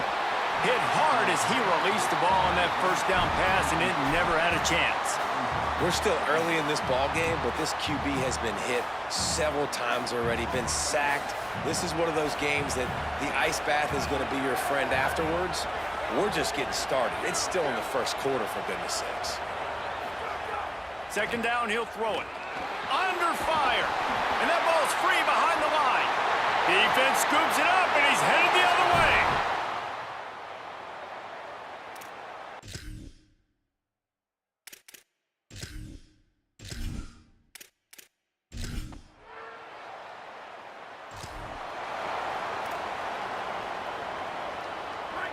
The roar of the crowd trying to fuel this defense to keep them pinned in their own end. From his end zone, trying to loosen up this D.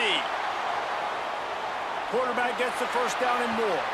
Forced out of bounds right at the 20-yard line, and that's the kind of play that can really get a drive going.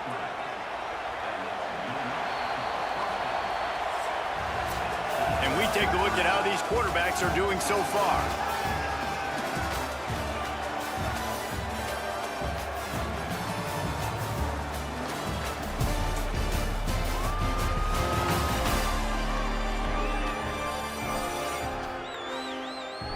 They fought to a standstill in the 1st. Let's see if someone can get the edge in the 2nd quarter. So after the break, they'll go back to work. The inside handoff. Defense there to stop him after a gain of 1 to the 22. The Eagles in the hurry up. Defense came into this one knowing they were going to see some tempo. They've got to get the call from the sidelines, get it communicated, get lined up. Off play action. Here comes the heat. Nowhere close on that one as he got drilled trying to deliver the football, and now they face third down. And now let's see if the offense can bail itself out after the second down misfire. On third and long, trying to have a big completion here. And it's incomplete despite some serious arm strength shown there. Eastern Michigan will be forced to punt. This will be the second time they've had to kick it away. On his way back from the 20. He's brought down, but a really...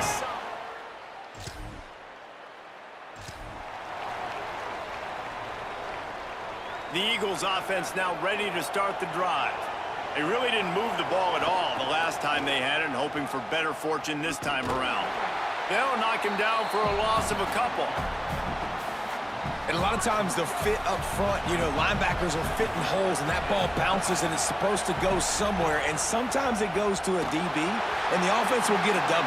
Like he'll get a win because you'll break a tackle. How about the tackle by that young fella? I know he likes to cover, but I love the way he comes up and makes the tackle. Well, if this offense is going to win this game, and down the road, if they're going to reach the college football playoff and hope to win a national championship, they have got to keep this quarterback clean. Couldn't do it on that last play. Throws to the back. Picked off. A turnover in their own end. Touchdown, Wisconsin. What momentum you get when the defense comes up with a play like that. And nice vision by the linebacker, understanding and diagnosing pass right away. Getting his eyes on the quarterback, breaking on the football, making the huge interception, and then taking it back to the high school days, man. It is...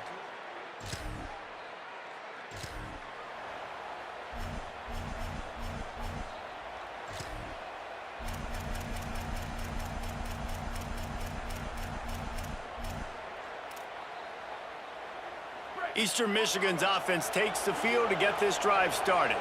The big thing now, don't get rattled by that last pick six, David. Nah, it was a big mistake. Obviously, the defense took advantage of it, but you got to put it behind you. Jesse, I'm sure you know a thing or two about throwing a pick six and how to rebound. I believe I've only thrown one in my life, but yes, I do, because of that singular instance. I'll say this. You can't let that play beat you twice. You got to go out and not try to get it all back here in one play. Just execute the... Free up the gut. 10. He'll be stopped at the 6-yard line, but what a job picking up yardage after the catch.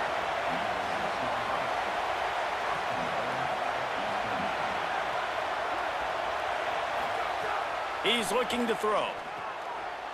Wide out trying to get it in. And he'll take this into the end zone, but hang on just a second. Flag down. Let's see what this is about. Good job by the QB there, using his cadence, using his clapping, trying to get this defense offside. And the defense tried to cheat a little space and get in that neutral zone, but it's still first and goal. From the gun, he'll try to throw. Hit hard just as he released it on first down and just couldn't get it to the receiver. And the D deny them on second and goal. He wants to throw it again. Trying to find the end zone. I like the aggressiveness by this defense. You've got to play tight on the wide receivers. There's not a lot of space on the field. You've got to be aggressive, and you've got to make tackles. A third and goal, and this defense feeling energy from the crowd. They got him on the ground. Great tackling by this D to stop him short of the first down marker.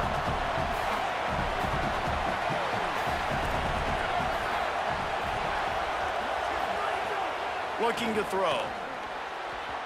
Incomplete!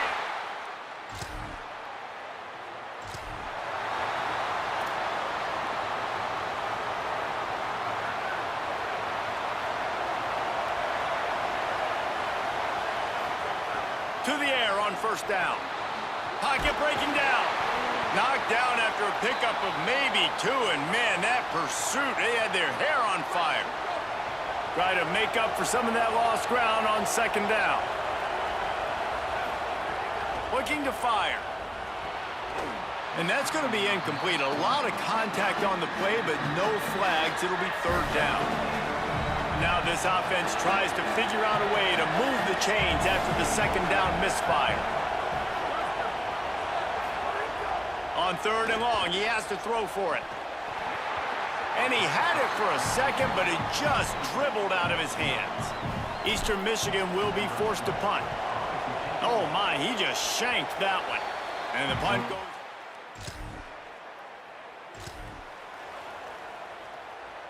They've got a little time here to put together a productive drive late in the half. They'll start this drive going to the air. Fires it down the seam. Finds a spot down the gut of the knee. And he'll have enough for the first down at the 42. Wisconsin stops the clock, uses its first timeout. And they'll have 2 left to work with here in the first half. They'll snap this one from the 42. It's 1st and 10. Wants to go right back downfield. He's going to run it past the 45. Gets it all the way down to the 39-yard line. It'll be a first down. Here's this offense with a fresh set of downs. Now they've moved it just inside the 40. 1st and 10 from the 39. He'll set up to throw. There he goes. He's finally stopped, but a big play there with his feet as he moves those sticks. The Badgers want to talk things over, and they use their second timeout. And they'll still have one in their pocket for what's left in this first half. Eastern Michigan has it and a fresh set of downs.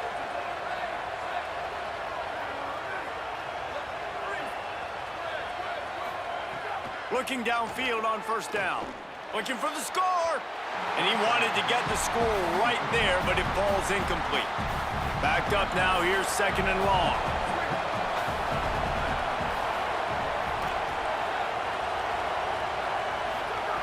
Back to pass.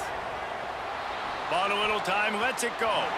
Boy, did that one have revolutions on it, but it's incomplete. 3rd down, red zone play. Crowd alive.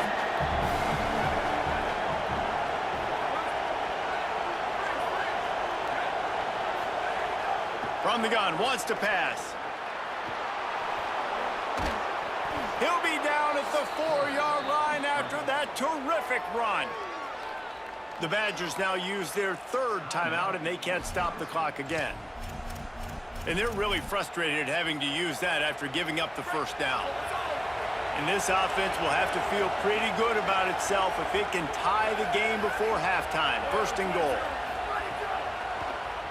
Tries to do it himself on the draw. He works his way all the way down to the 3, and the defense is reeling. Clock's running, and they'll try to get to the line warp speed for 2nd down.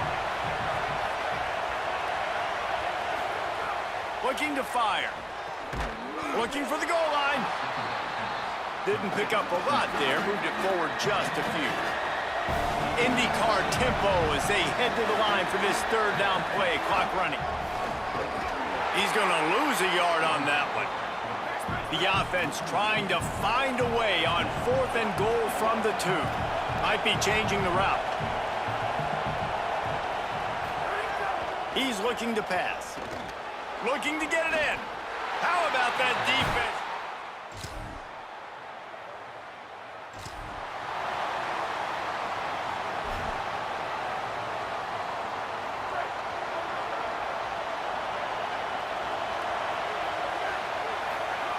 He'll start this drive firing. Gets it out fast. That's the kind of play that can really get you going as they get it out to the 36. Eastern Michigan going fast. And when you run these drag routes, it's super important that your quarterback can really use his eyes. Don't lock in where everybody's going to start looking at you and seeing what's coming. Does a good job, drops back, sees it, and the most important part, puts the ball out in front so he can catch it, get upfield, and make some extra yards after the catch. Wants to throw on 1st down. Bought a little time, lets it go. Makes the grab. Hard-hitting tackle. Picked up 5 on that last pass play. Now it's 2nd and 5. Back to pass. Oh, they're after him. Nowhere close on that one as he got drilled trying to deliver the football, and now they face 3rd down. And I thought the game plan has been so good by this defense, man. They know exactly who his go-to guy is out wide, and they're doing a great job of mixing up coverage, taking that away. Listen, this QB doesn't have to go to him, and that's where I think you look next. Who's your next best playmaker? Makes a grab and room to run. He's got enough. It'll be a 1st down. They've got it at the 12. And the Eagles come to the line with a fresh set of downs thanks to that last connection in the passing game. Looking to throw again. Takes the easy one to the back. Plows through the defense. He's brought down, but there's a flag on the field. Let's see which way that's going to go.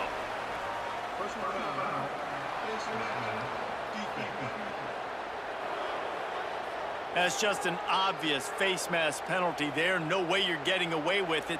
Got to keep your composure there.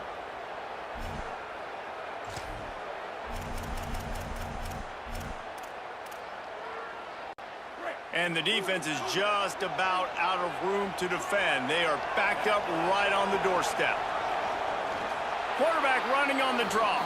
And he waltzes in for the...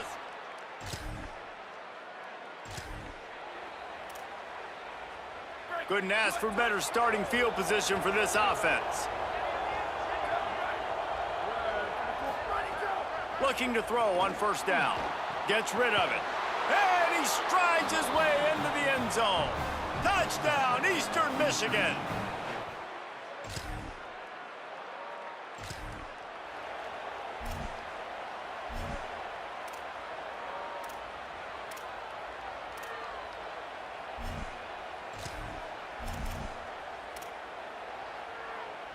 Eastern Michigan has it back as the Eagle offense returns to the field. This could be a real turning point in the game. They scored a touchdown. They got to stop. And now a chance to break the tie. Yeah, this offense has got it cooking, man. And nowhere to go with the ball, and down he goes at the 39. The Eagles now with a long way to go to pick up the 1st down. Nice job by this defense, pinning their ears back, getting to the quarterback, creating the sack. But look at this offense. And the defense gets loose, bringing the heat, and down he goes again. Eastern Michigan going fast.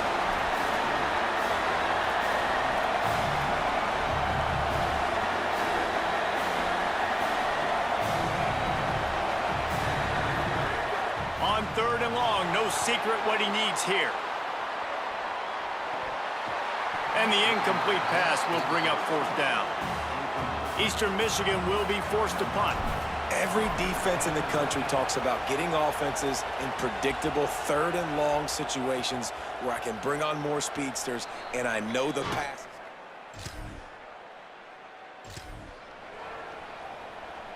Eastern Michigan takes over as the offense heads to the field.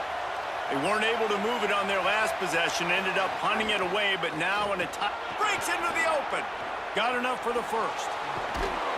Plenty of room on that play, and they find their way to the 36. Line gets set, 1st down. Wisconsin stops the clock, uses its 1st timeout. And that will leave them with just 2 timeouts to use the rest of the way. They've got it at the 36. It's a 1st and 10.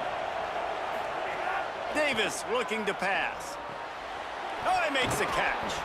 He's there to make the stop, but the damage has been done as they pick up the 1st down on the throw and catch.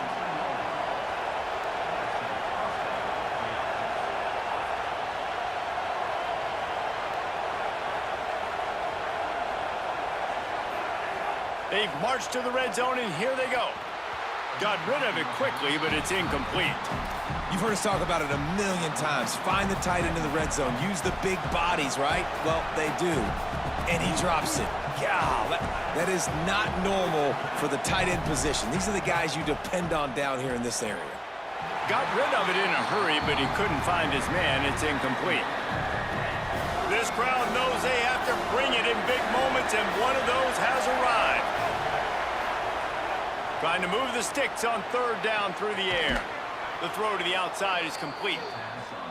Defense makes a stop, but the chains move, and it's 1st and goal from the 8.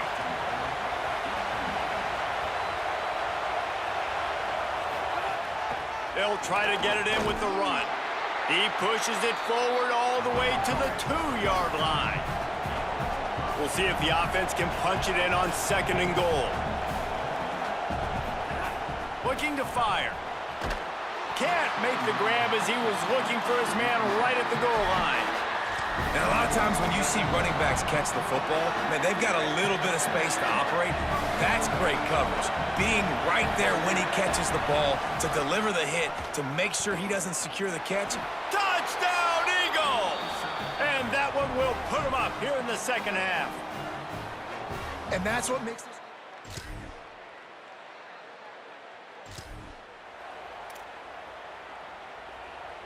They've got a 1st down here. What a start it's been to this season. We've got a great game here. Close ball game, 4th quarter.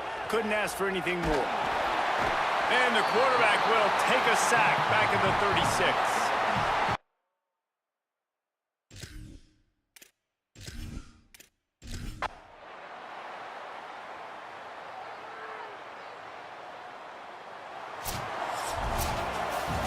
What a show both of these teams put on today. A couple of outstanding squads, hotly contested battle all the way to the very end.